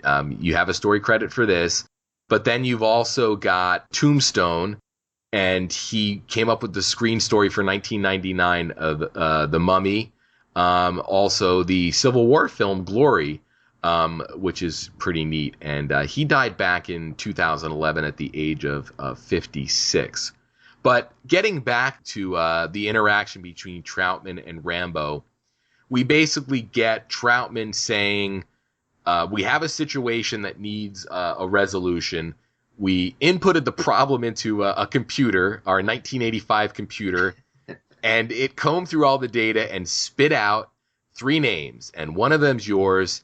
And this is your opportunity, or an opportunity that I'm able to give you to get out of this hard labor 5 years early, to go back to Vietnam to do some recon work, to look for POWs. And that's basically the scene right before the opening titles. I think it's one of the coolest stingers out of all the Stallone movies that I've seen. Jeff Hulit, what's your sort of takeaway on this opening sequence? Well, it almost fits into the direct sequel. Not quite, because there's a gap of time there, but it does kind of pick up, where you left Rambo at the end of First Blood. So you see him, he's getting arrested, and you kind of wonder, well, what did they do with him? They had to put him in some sort of a max security facility somewhere. It turns out he's in a hard labor prison camp. So nothing really, essentially, besides him breaking rocks for who knows how long, kind of transpired between the two. So you almost get a direct sequel out of it. And you get the feeling that he's kind of not really okay with being there, but he's adjusted to it. Mm-hmm. And it's kind of given him that sense of order. Like, he knows where he fits, and he knows where he stands behind those fences doing that job. So he's almost kind of, he's not really jumping at the chance to take Troutman up on this offer. Yeah. Jeff Ferry. Well, to piggyback on that, I would say the reason why he feels okay there is because this is a comparison everyone's going to love. Prison is very much like the military. People become institutionalized to it because everything is planned out for you. We're going to have breakfast at 7. You're going to do this. You're going to do this. You're going to do this. Someone plans out everything for you. All you have to do is do it. And there's an order to it. And even a prison like that would have some sort of code. It may be a crazy code, but it'll be a set of rules that he can functionally work in, which is why I think he was okay with it. There was no, there's no sheriff that's going to come out of nowhere and bother him. In a prison like that, I'm sure it's like, you just leave us alone, we'll leave you alone. Just go break some rocks. Yeah. So Rambo takes the mission, and before we cut to the opening titles, he asks Troutman if we're going to get to win this time. And Troutman sort of says, that's up to you. So then we pretty much get right into things. I mean, this is a movie that has little to no setup. We meet, I guess, our American bad guys in this movie. We have, Murdoch, played by Charles Napier, Erickson, played by Martin Kove, who appeared in a previous Stallone film, Death Race 2000, as Nero. And I guess we have one other sort of unnamed, the dude that wears the sunglasses, the aviators, yeah. So we sort of get introduced to them, and Murdoch instantly sort of gains Rambo's distrust. He tells a story about a unit he served with in Vietnam, and as Rambo and Troutman are walking out to the helicopter that Rambo's going to deploy on, he points out that Murdoch stated a fact that is not true. He says the unit that Murdoch claimed to be in saw action somewhere else, and he says to Troutman, and rightfully so, I only trust you.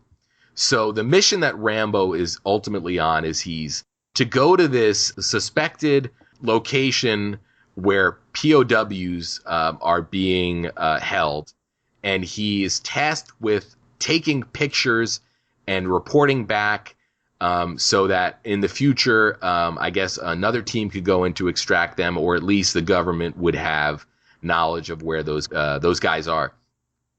And Rambo instantly sort of shows his dislike of this idea. He says, I'm just supposed to leave them there. And it kind of gives us an idea of where this movie's going to end up. I think this movie does a really good job of sort of telegraphing where everything's going to go. Before we get on the helicopter, any thoughts or feelings around Murdoch or Erickson, Jeff Ferry? Well, I mean, if you're a Rambo and you show up and you see Charles Napier and Martin Kove, you got to know you're in a rattlesnake nest right there. These are not guys known to play really good characters. Mm-hmm. Good point. I mean, apparently he never saw the original series episode with Charles Napier when he's like, isn't he the crazy singing hippie? I'm pretty sure he is. I think that's the same guy. Oh, well, we haven't gotten to that episode on the tricorder transmissions yet, huh, Jeff? No, sir. Oh, yeah. I'm pretty sure it's him. You'll see him when it shows up, and you'll be like, oh, God, there's the guy from Rambo. Oh, that's great. Episode, yeah. Yeah. Oh, excellent. Like, that's all. When I see him, I just think of that. And he's just like, he always plays like this kind of character. Yeah. Like, you're not quite sure what side he's on. You're kind of sure he's on his own side. So we've gone from like the small town sheriff giving us problems to like the bureaucratic jerk that's now, screwing around with us. Yeah, these guys both really seem sort of, turned up. Like I said, this movie it's not hitting you over the head, but it's definitely telegraphing all of the beats that it's going to hit. And it's very sort of indicative of movies, action movies from this time period.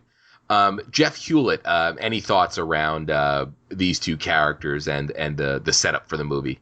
Yeah, anytime you see Sensei Kreese, I think you're in for a good ride. But I like, you said it telegraphs pretty well, and I think the key to the good telegraph at this point is that they don't give away too much. They give you just enough to know that there's something fishy going on, but you don't know exactly what it is. And so you know that and you don't know anything about Erickson up front. They seem kind of like okay on the level. You only see a kind of a weirdness from Murdoch, really. So you don't know the other two guys are kind of his lackeys, his mercenaries that are going to wind up causing some serious trouble here in a little bit. Yeah.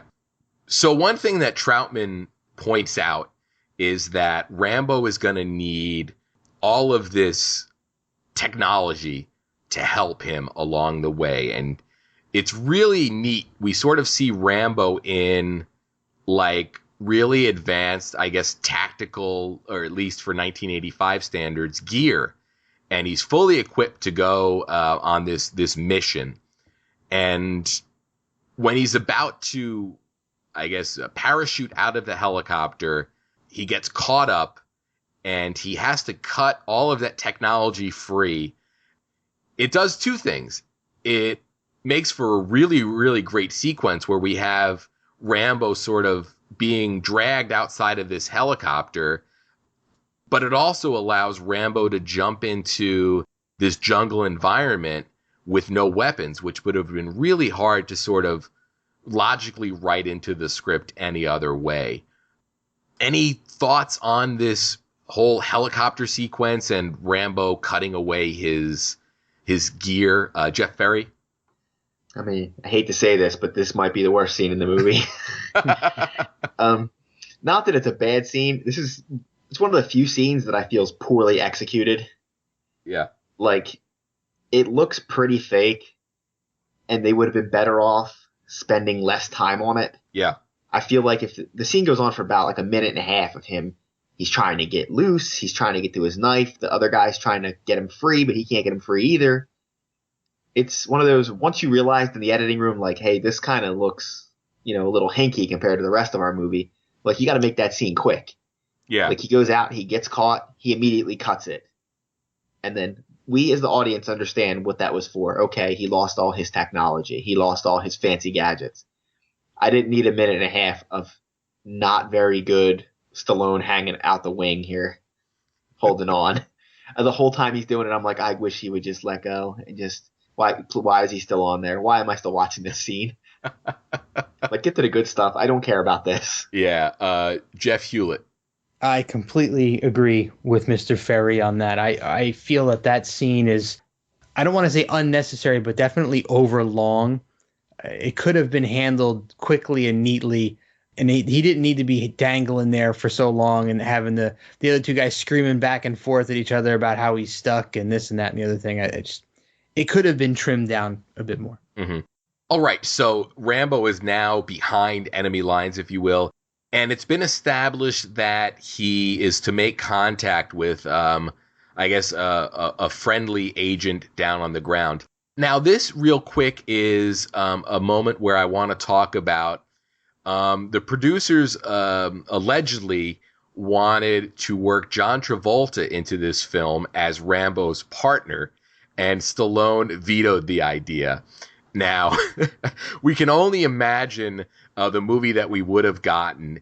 And in some other alternate universe, this movie did happen. But can you guys imagine Vinnie Barbarino sort of bouncing around the jungles of Vietnam with Rambo? They'd have had to have some sort of a dance contest thrown in there somewhere at the prison camp. Or so he'd have to dance for his freedom. Hey, Rambo, it's so weird. But instead we get a character, Ko Bao, played by Julia Nixon, who we've already talked about our Star Trek podcast, Jeff Hulit, has a Star Trek connection. She was on two episodes of an episode of two different series. She was on a Next Generation episode and an episode of Deep Space Nine. Wow. So that's pretty neat.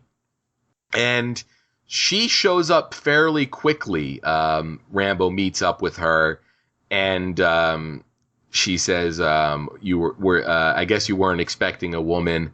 And she's got like the stereotypical movie broken English, Asian delivery, which almost becomes comical as you watch this movie.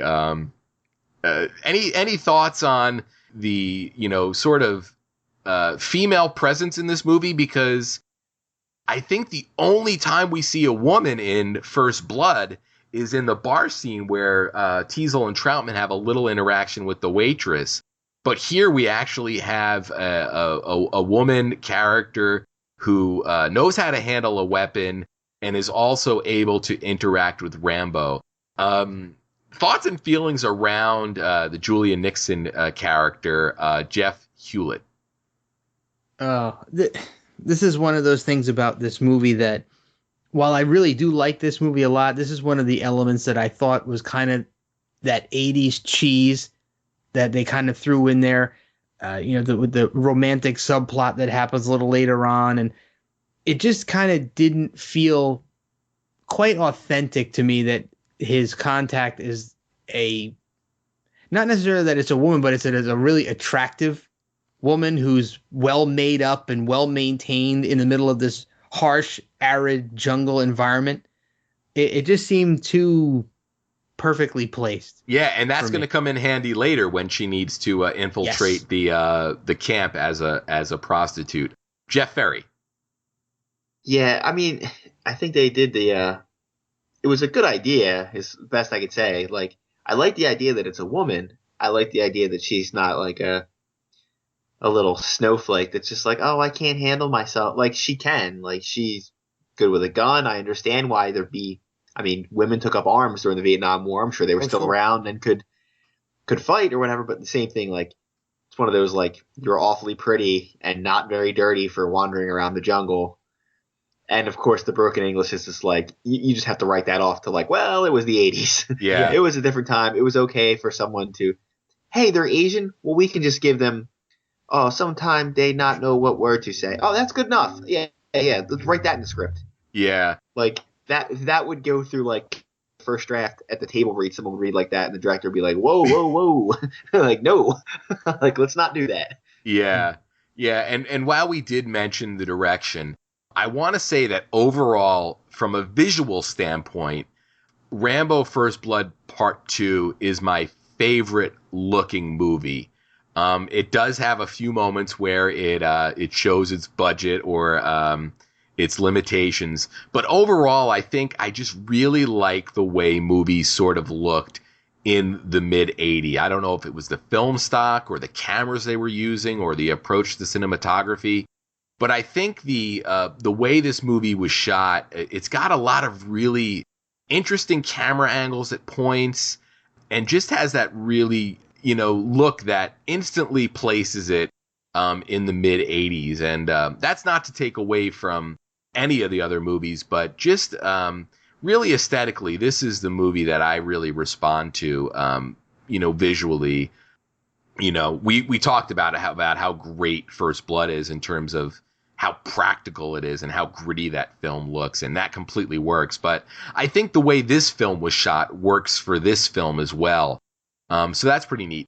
And I don't want to jump around too much, but since we're talking about the Kobau character, we have that great conversation between her and Rambo on the boat where Rambo really gets to sort of tell her his story and she gets to tell her story, which I think is a really great moment. And it shows Rambo making a connection that he probably hadn't made in a very, very long time. And, Jeff Hulit had sort of alluded to where it goes and, how shoehorned in it kind of feels. But I thought this moment, it really, really worked for me. And I really sort of, felt good for Rambo that in the middle of this situation, he was able to sort of reconnect with that part of his life that he probably might have even forgotten about. Jeff Hulit, do you want to expand on that or offer your feelings on that scene? Yeah, this is one of these parts in this movie where I'm of two minds. I like it and I accept the fact that it's in there, but for me, it seemed like this is kind of where Rambo from First Blood starts to change into a different Rambo. He seems to be so quickly forthcoming with her about, his history and his thoughts on things, whereas he was really tight-lipped about it prior to that. So I can buy into it because he's actually in Vietnam and he's connecting with somebody who was also in that war and in that area. So maybe he feels more of a connection to her because of that. But it felt like they were kind of transforming Rambo a little bit into that more action-oriented Rambo as opposed to the recluse war veteran Rambo. Yeah, but if nothing else we get out of that scene, we get the great line. Rambo says that he's expendable, and she says, "What mean expendable?" And he says, "It's kind of like when you're not invited to the party." And that's always been one of my favorite lines. And she responds to that line later in the movie, which I think is really cool. But Jeff Ferry, overall, how do you feel about that sequence on the boat between Kobau and Rambo? Well, I think they're trying to make it he can open up to her, because at the time, like, this is why the little love story kind of doesn't work. If they would have just stayed comrades in arms the whole movie, this scene actually works a little better, because then it's just, hey, I'm talking to another soldier who's had similar experiences. They know what I'm talking about. The same reason he can talk to Colonel Troutman, because this guy knows what I'm talking about, or this girl knows what I'm talking about. We're on the same wavelength. It's not some person who can't relate to what I've been in, especially, like you said, he's back in Vietnam. He's probably, I mean, it's rough to say, but he's probably more comfortable there. He could die at any second. He's with his current, like, he had his group of his buddies that all died. This is his brother right now. This is the only person he's got. Yeah. So I'm assuming that's why he's able to open up. Like, he probably used to be normal before he went all crazy and got, like, reclusive on everybody. Yeah. So I think that's what they're trying to show. Now, it kind of falls apart a little bit when they attempt to shoehorn in the love story that no one needed or cared about. and we'll talk about that when we get a little closer. So what happens here is Rambo works his way into this camp, and he finds a group of POWs, and he takes one with him, and he basically reports back to base that he's ready to meet at the rendezvous point, and he's got a POW with him. And this news instantly bothers Murdoch, who, indicates that he was just there to take pictures. And Troutman insists that they go to the rendezvous. Or no, I'm sorry. I completely messed that up. So Troutman insists that they go to the rendezvous point. And when they get there, they see that Rambo has a POW with him. Erickson reports this to Murdoch, and Murdoch is told to abort the mission. They're within feet of reaching Rambo, and are turned to turn away. And Troutman is of course not standing for it, but he's overruled by a gun and told not to be a hero. And Murdoch doesn't really, or Erickson doesn't really seem to have a problem leaving Rambo behind, and Troutman indicates that they're mercenaries. So Rambo gets double crossed and left behind, and that's when we really sort of get to the meat of this movie. Anything you guys want to address regarding the sort of double cross here, and the fact that Rambo was almost sent into a mission that he wasn't supposed to succeed at? Jeff Ferry. Yeah, I mean, from the jump that Murdoch's up to something, but it only becomes really clear at this point that, like, the whole point was to go in, take pictures of an empty camp, and come back. Like, he never expected anyone to be there. He's certainly not going to let anybody come back. The only thing that strikes me as slightly odd is, one, aviator blonde mustache guy I really hate, because he's such a weasel. Yeah. And, like, I'm pretty sure at no point does he get his comeuppance. Like, I don't think you ever see him. You see him once or twice, like, skulking around, but, like, you never see him. Nothing happens to him at the end. Yeah, actually, you see him at the end of the movie. He is helping carry a stretcher with one of the POWs on it. So that almost seems like his redemptive moment. But Rambo never gets his hands on him, unfortunately. Yeah, but I felt, if anything, it should have been the opposite way. Like, he should have been the one that dealt with later. And Erickson, who he seemed more about, like, well, I can go either way on this. Like, he goes back because he's told to, but I think he would have just as easily landed and picked up the POW if that's what they told him to do. You also lose a lot of respect for Troutman. Like, if that guy had put a gun to Rambo's head, he wouldn't have had time to say, "Don't be a hero." He'd have been like, "Don't," and he'd have been out of the helicopter. Yeah. Yeah, and it's funny because Rambo sort of gets the read back of that radio exchange later in the movie, but it seems like he lets Troutman off the hook fairly easy when he finally gets back at the end. Jeff Hulit, any feelings on this being left behind sequence? Yeah, another really good telegraph that reveals some of Murdoch's plot, but not all of it. So you still don't know exactly why he's doing what he's doing. You only know that he didn't expect Rambo to find anybody, and for some reason he doesn't want a POW coming back. I mean, we'll find out shortly the whole plan and exactly what was supposed to go down. But I agree with Ferry. One of the things that I thought of immediately in this scene is, why didn't Troutman just grab that gun and throw him right out of the helicopter? Especially because, Troutman is the guy that trained Rambo. So you would think he would know how to handle himself in a situation like that. Right? It'd be a kind of almost a no-brainer and an instinctual kind of thing for him to be able to just grab that gun, push it out of, almost point it towards Sensei Kreese and just kind of toss the dude right out. But yeah, I almost wonder if that scene would have worked better if Troutman just wasn't there and he was back at the base next to Murdoch, where all he could really do there would be to plead with Murdoch while he's giving these orders over the radio. But at the same time, I think Rambo only sees Erickson. That's the only person he gets a good look at in the helicopter. Yep. So it doesn't seem like Rambo ever really knows that Troutman was that close to the situation. And that's where we basically lead to the boat sequence. So they had, I guess they reconnect. Does he reconnect with Kobau at this point, or am I completely lost the plot of this movie? This is where he gets captured. Yeah, okay. But is this where the double cross happened with the boat guys? Previous to this? Oh, was Was it before this? Yeah. All right. Yeah.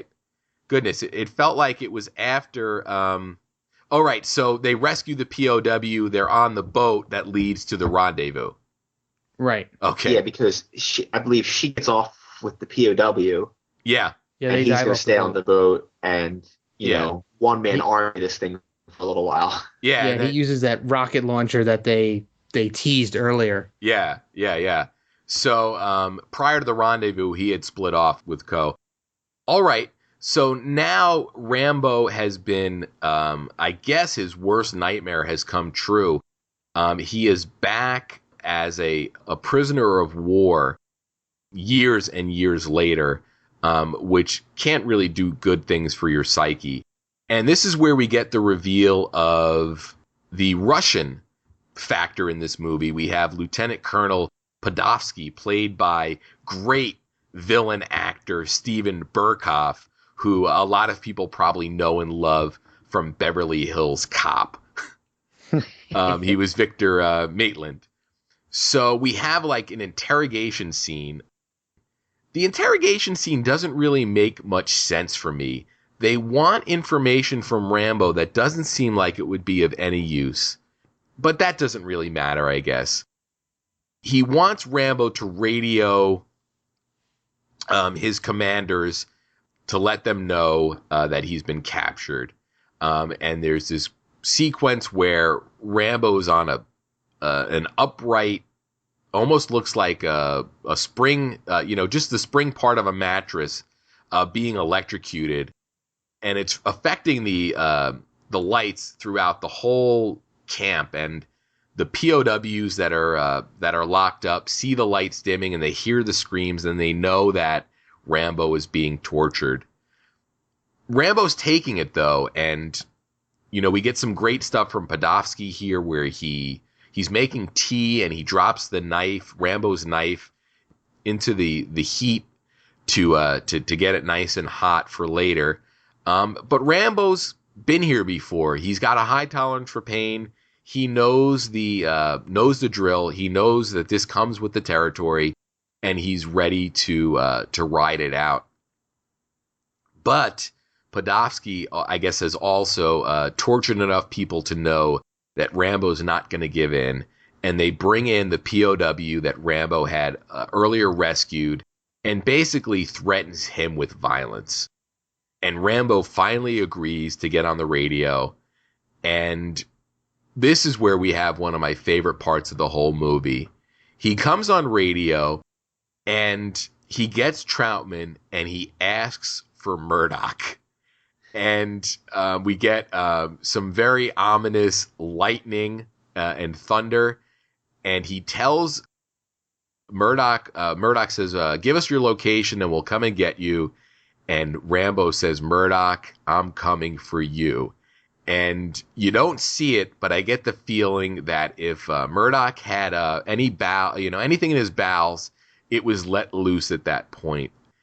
And then Rambo uses that opportunity to really, he notices Kobau, who was snuck into the camp under the guise of being a prostitute. He notices her underneath, the hut that they're in, and he hits one of the guys with the big heavy microphone, and she fires, allowing them to escape. So I just went through a lot. Some of it might not have made sense, but Jeff Hulit, out of what I did say that makes sense, is there anything you want to cover during that entire flurry of events?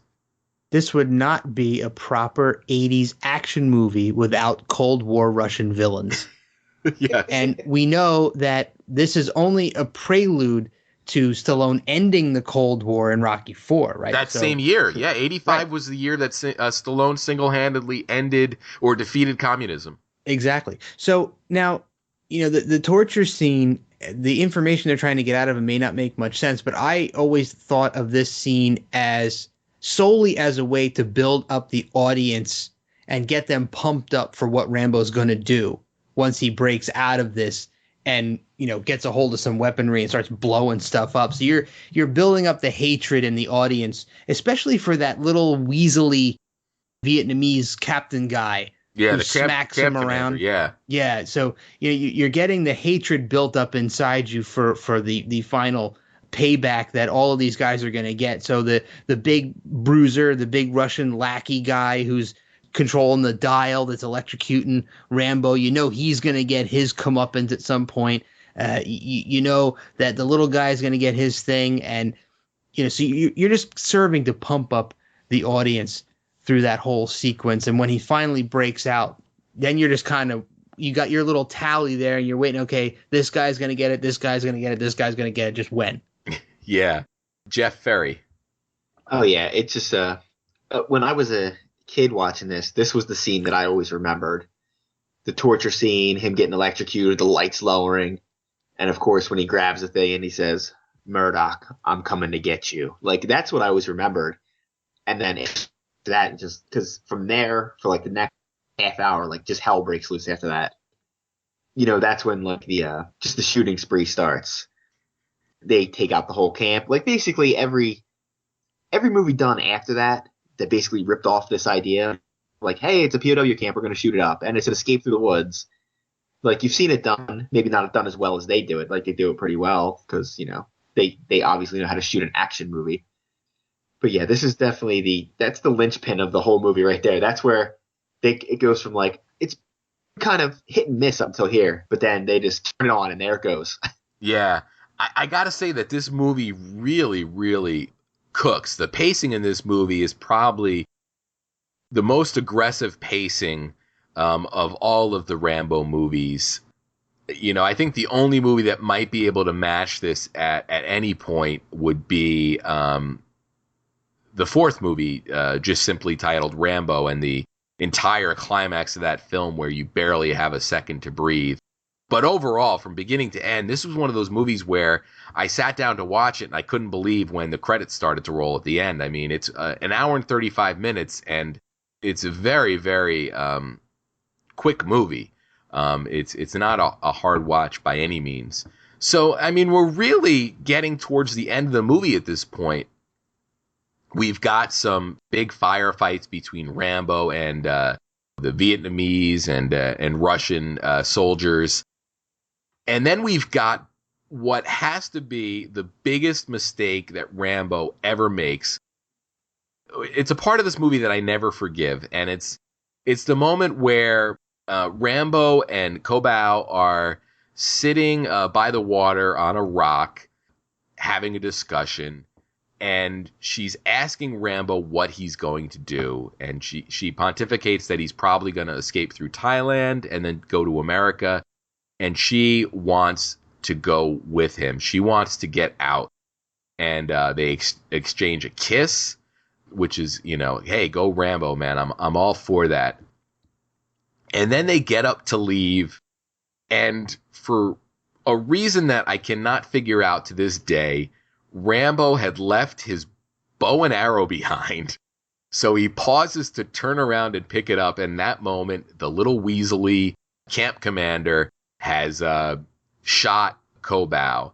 And if Rambo had just taken his bow and arrow and walked with her, they'd both be dead and the movie would have been over. I think this is really the only way this scene could have gone, because I think ultimately things wouldn't have worked out for the two of them if they had stayed together. I think eventually something bad would have happened.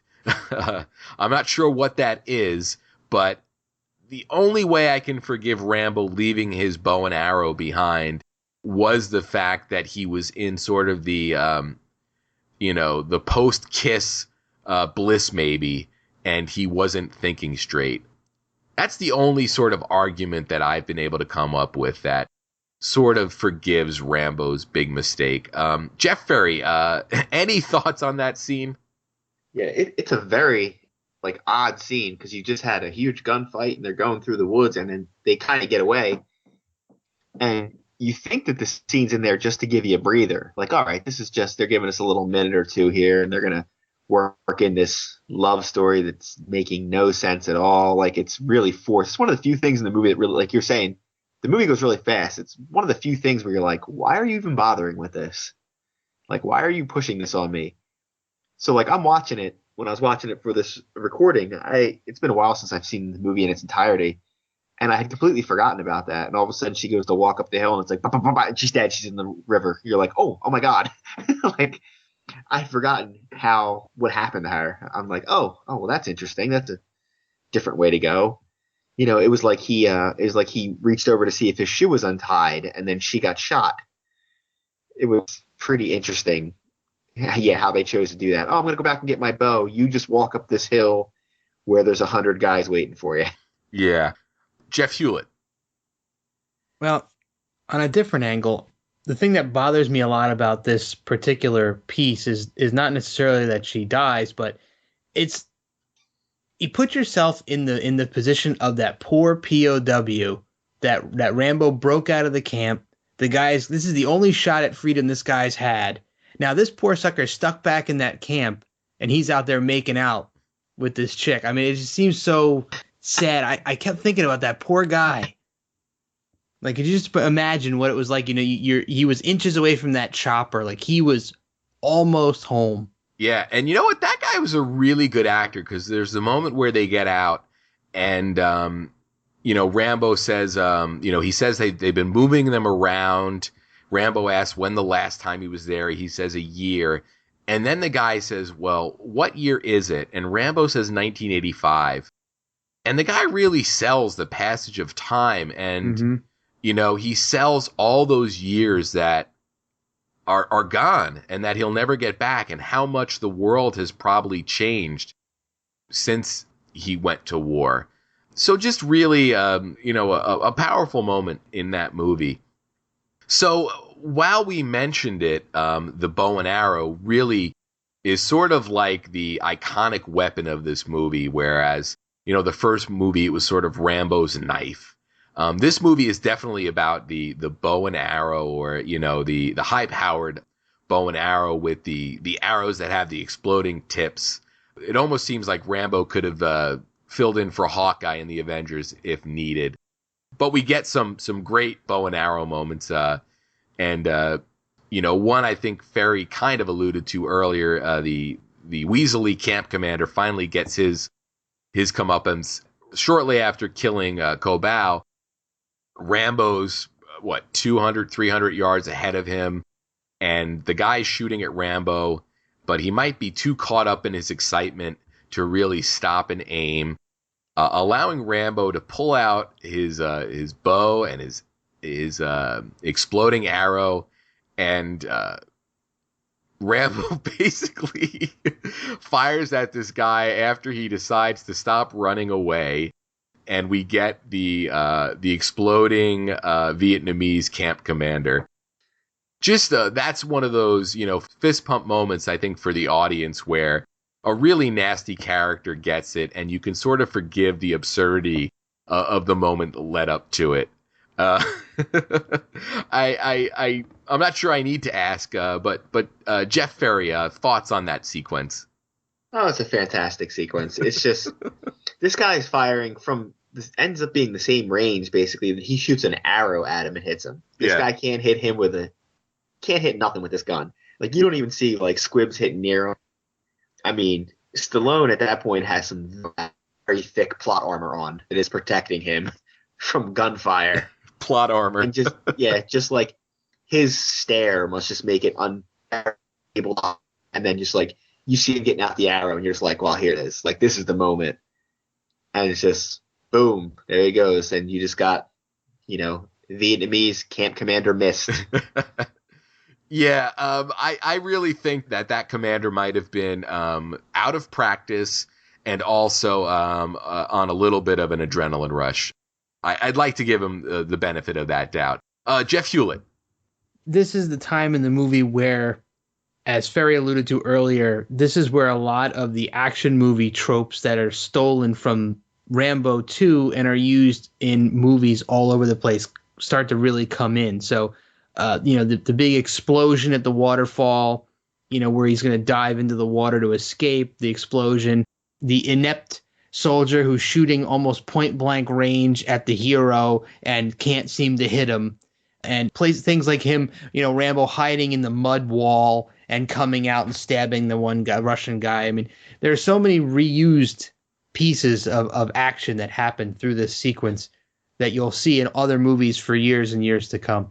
Yeah, I know we had talked a couple days back about the whole mud wall sequence and how you had never really made the connection that really sort of influenced the whole mud sequence in Predator. Yep. Yeah, very neat.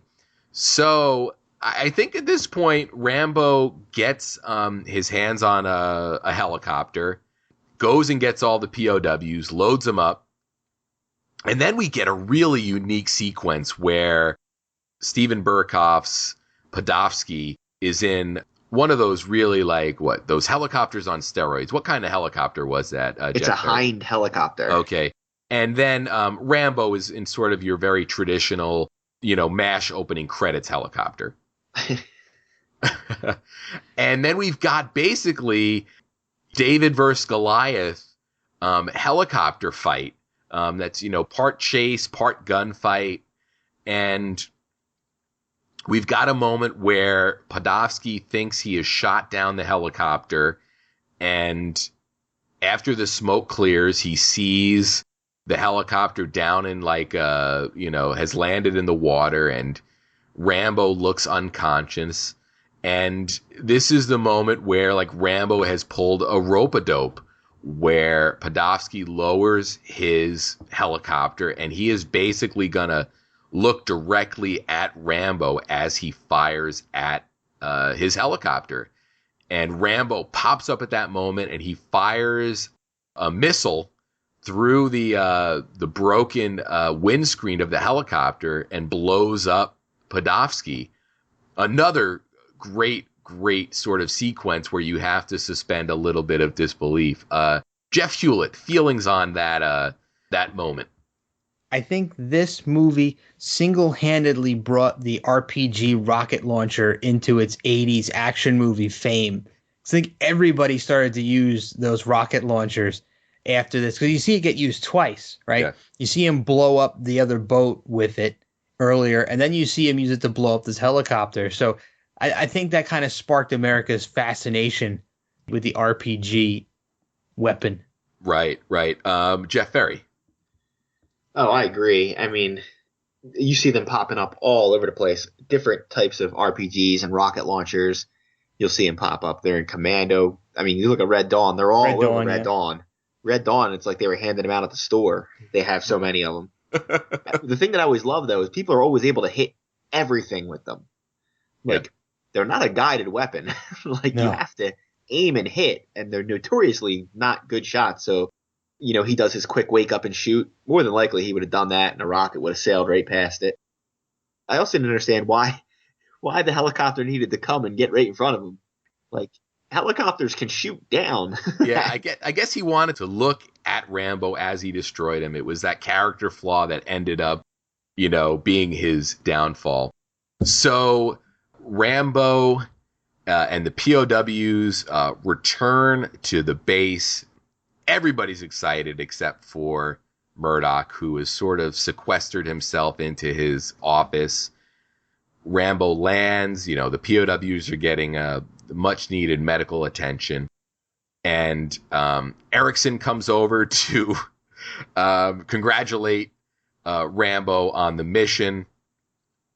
And, Rambo gives him a nice 1-2 combination with the butt of the gun with Troutman standing by. And then Rambo goes inside and has his breakdown moment for this movie where he unloads his weapon on the command center. He destroys it. And when he's done destroying it, he fires the last rounds of the gun up in the air as he gives out this primal yell. And we see Murdoch responding in his office, just in complete terror. Rambo comes in and pulls out his knife and slams it down next to Murdoch's head and says, "Mission accomplished."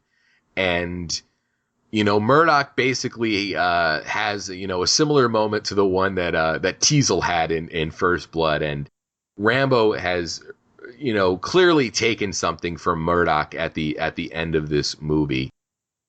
And then we get our big speech at the end of this movie where Rambo gives a patriotic speech at the end of this movie to Troutman, where, Troutman says, don't let everything that you've gone through, fuel your hatred for this country. And Rambo looks at him really disgusted, saying, "Hate? I love this country, I'd give my life for it."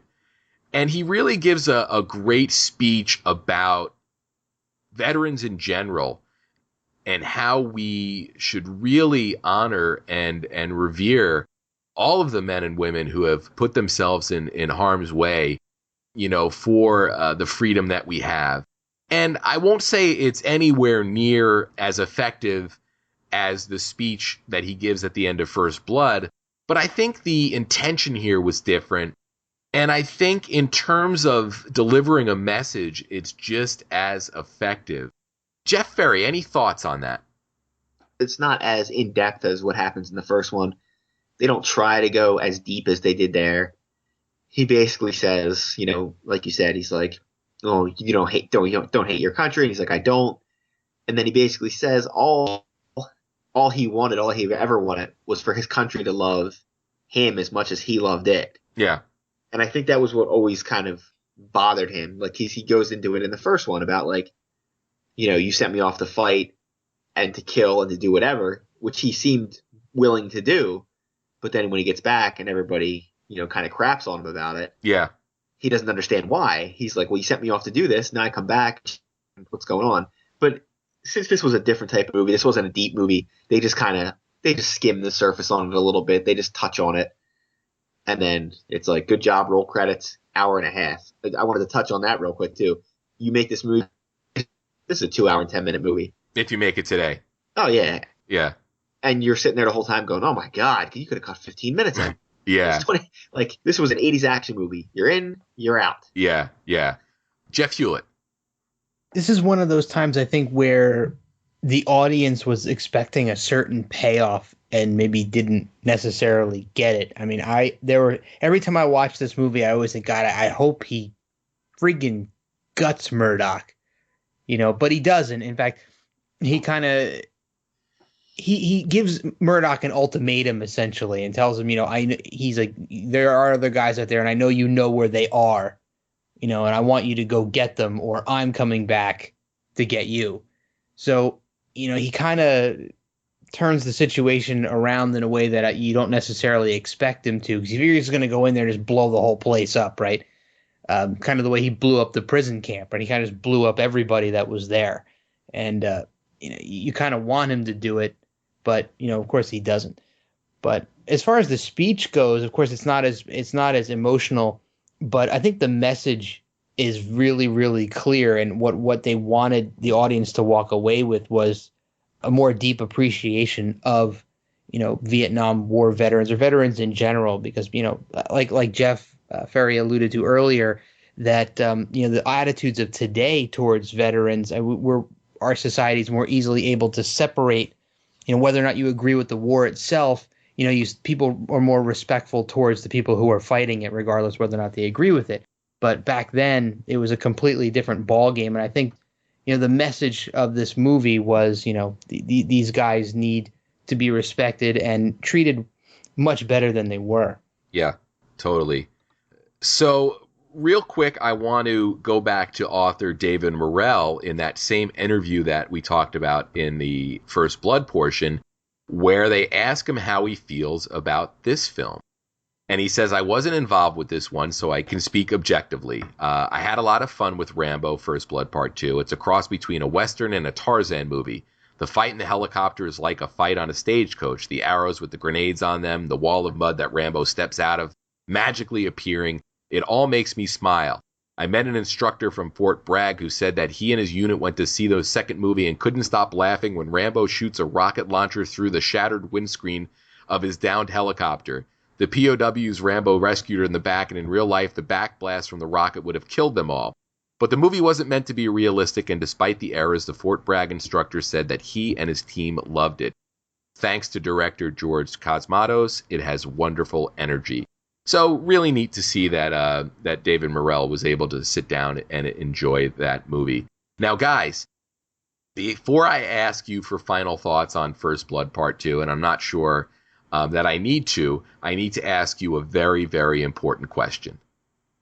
Which ending credits song is better? It's a Long Road, the theme from First Blood, sung by Dan Hill, or Peace in Our Life by Frank Stallone? Jeff Ferry. Oh, dear God. I mean, I don't know why they need to do this to me in the Rambo movies. I just watched a fine film, credits roll, and it's like a car crash. I mean, besides the fact that, like, I'm going to go out on a limb here and say these are not the two greatest songs I've ever heard, it seems like neither one of them movie. Like, the first one, like, you just had, First Blood wraps up and it's real serious, and then, like, it jerks me right out of the movie, and I'm like, oh, okay. And this one, like, I needed a little bit more. This one needed to end, like, bombastic. I needed some big energy, and I didn't get it. I got Frank Stallone. Yeah. Like, in First Blood, you sort of got, It's a Long Road. It utilizes portions, or I guess the main theme from First Blood, and, creates that sing-along moment that, you sort of remember, like, Bill Murray adding words to Star Wars or something. And that's how A Long Road really seems. I like It's a Long Road, and I think that works for the end of First Blood. But I think in First Blood 2, as much as I like hearing Frank Stallone's voice, I have to agree with you that I think with the movie we just watched, it is a little bit of a letdown. Jeff Hulit, which song do you want to throw your hat down into the ring for?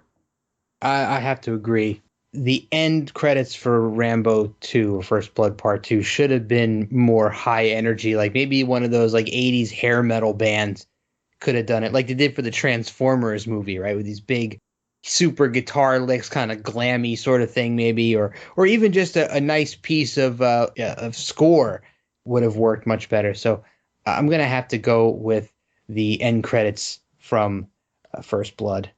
All right, and I guess before we put First Blood 2 to bed, I will ask for any final thoughts on the movie. Jeff Ferry. I mean, overall, it's an enjoyable experience. It's one of those, if you're making a list of like the best movies you've ever seen, I guess it doesn't get on there. But if you're just looking for an enjoyable movie, or if somebody's like, hey, name a handful of good action movies. I want to see a couple good 80s action movies. That's the list that gets on. That's the type of movie it is. It's not you don't have to turn your brain off completely. You just need to lower the volume a little bit, and then you'll be fine. Mm-hmm. Jeff Hulit. Well, great popcorn flick. Awesome example of an 80s action movie, and I think it's a trendsetter. You know, it spawned a lot of action movie tropes that were used in countless other films and aped by tons and tons of other action stars. I think Stallone is almost responsible for creating that super high-level action movie genre. I think he's kind of like the captain, the champion of that. And, as far as Rambo movies go, I mean, it's not the best Rambo movie. It's certainly not the worst. I think it's number 3 on my list out of the 4. But I definitely think it's fun to watch. It's not the same type of movie as the first one, so it's a different experience. So if you're looking for another movie that's like the first one, you're going to be disappointed in it. But overall, excellent, fun movie to watch. Yeah, I would say that this was the movie that if I was having some friends over on a Saturday night, to have some cocktails and to have some fun, and we were going to watch a Rambo movie, this is the one that I would grab. As I said earlier, there really is sort of a Rambo movie for any action movie fan, and depending on what kind of mood I'm in, there are times where I'll grab this movie, and the pacing of it, it's really unlike any other film in the series in terms of its pacing, and just in terms of action movies overall. It really sets a pace that a lot of films probably couldn't keep up with. So I think I ranked these movies about the same as you, Jeff Hulit. And towards the end of our SlyCast coverage proper, in a couple of months, we're going to go through and we're going to individually rank the Rambo movies and the Rocky movies, and then Stallone's entire filmography. Once we figure out a way to score everything and add the proper weight to our votes. So I think that brings us to the end of our First Blood Part 2 discussion. But I do know that we had mentioned one of the main parodies for this. And I know, Jeff Hulit, you are a big Weird Al fan. And Weird Al made a movie in the 80s called UHF, which was sort of like the Weird Al treatment for Hollywood, where within the structure of a normal movie, he was able to do his parodies. And we get a great Rambo First Blood Part 2 parody. Do you want to sort of take us through that? Yeah, so Kramer, or Stanley Spadowski in the movie, who's the janitor, gets kidnapped. And Al imagines himself turning into Rambo to go rescue him as if he was a POW. So you get some select rip-offs of different parts of Rambo 2. So you get a takeoff, a parody of the waterfall scene with the camp captain shooting at Rambo and missing him. But in this parody, they're very, very close together, maybe a couple of feet apart, and the guys just can't seem to hit Rambo. And, Al takes this dear sweet time in drawing back the bow to actually shoot the guy and blow him up. So it's kind of an extreme takeoff. And meanwhile, you see Weird Al's got this fake chest and abs thing going on, so he kind of looks like Rambo. He's got the headband on.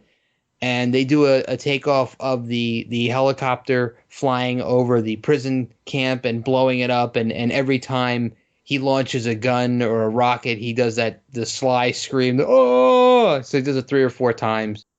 Pretty good takeoffs, a lot of really funny moments. And I think Sly himself took it very well.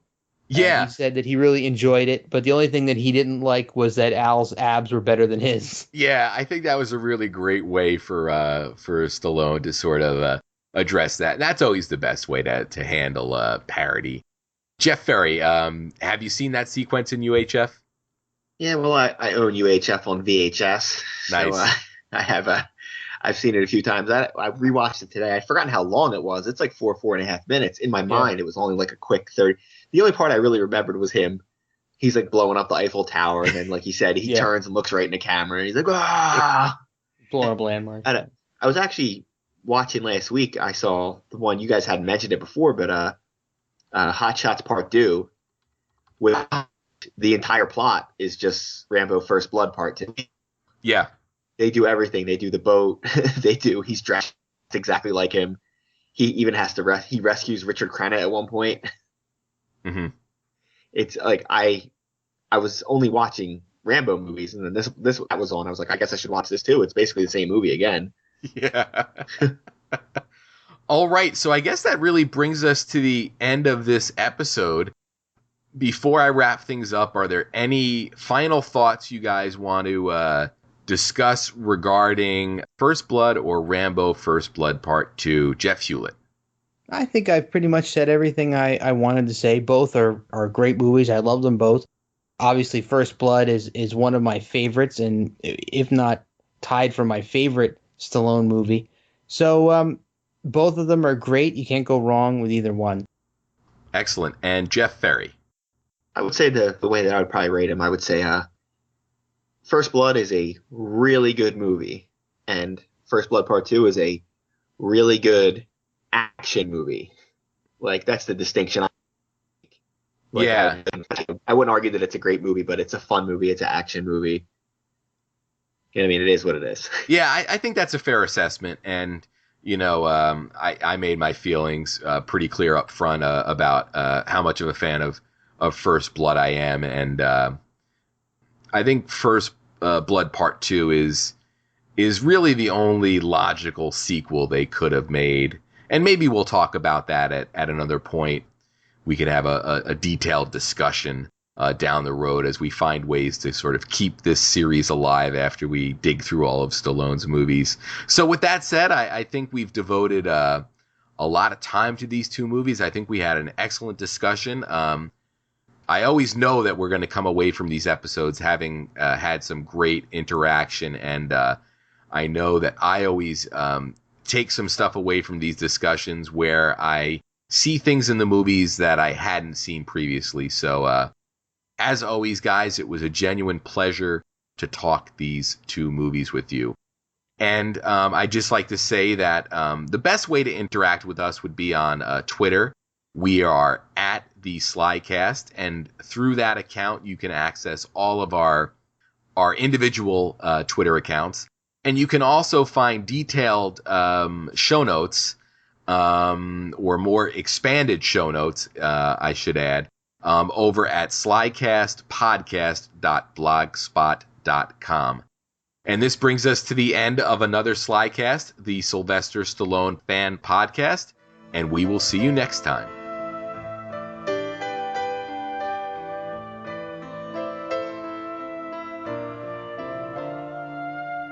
We gave our hearts, we gave it all. Flame in the fire burns forevermore. Sorrow in believing, honor and truth, raced by us blindly, wrapped around our youth. Peace in our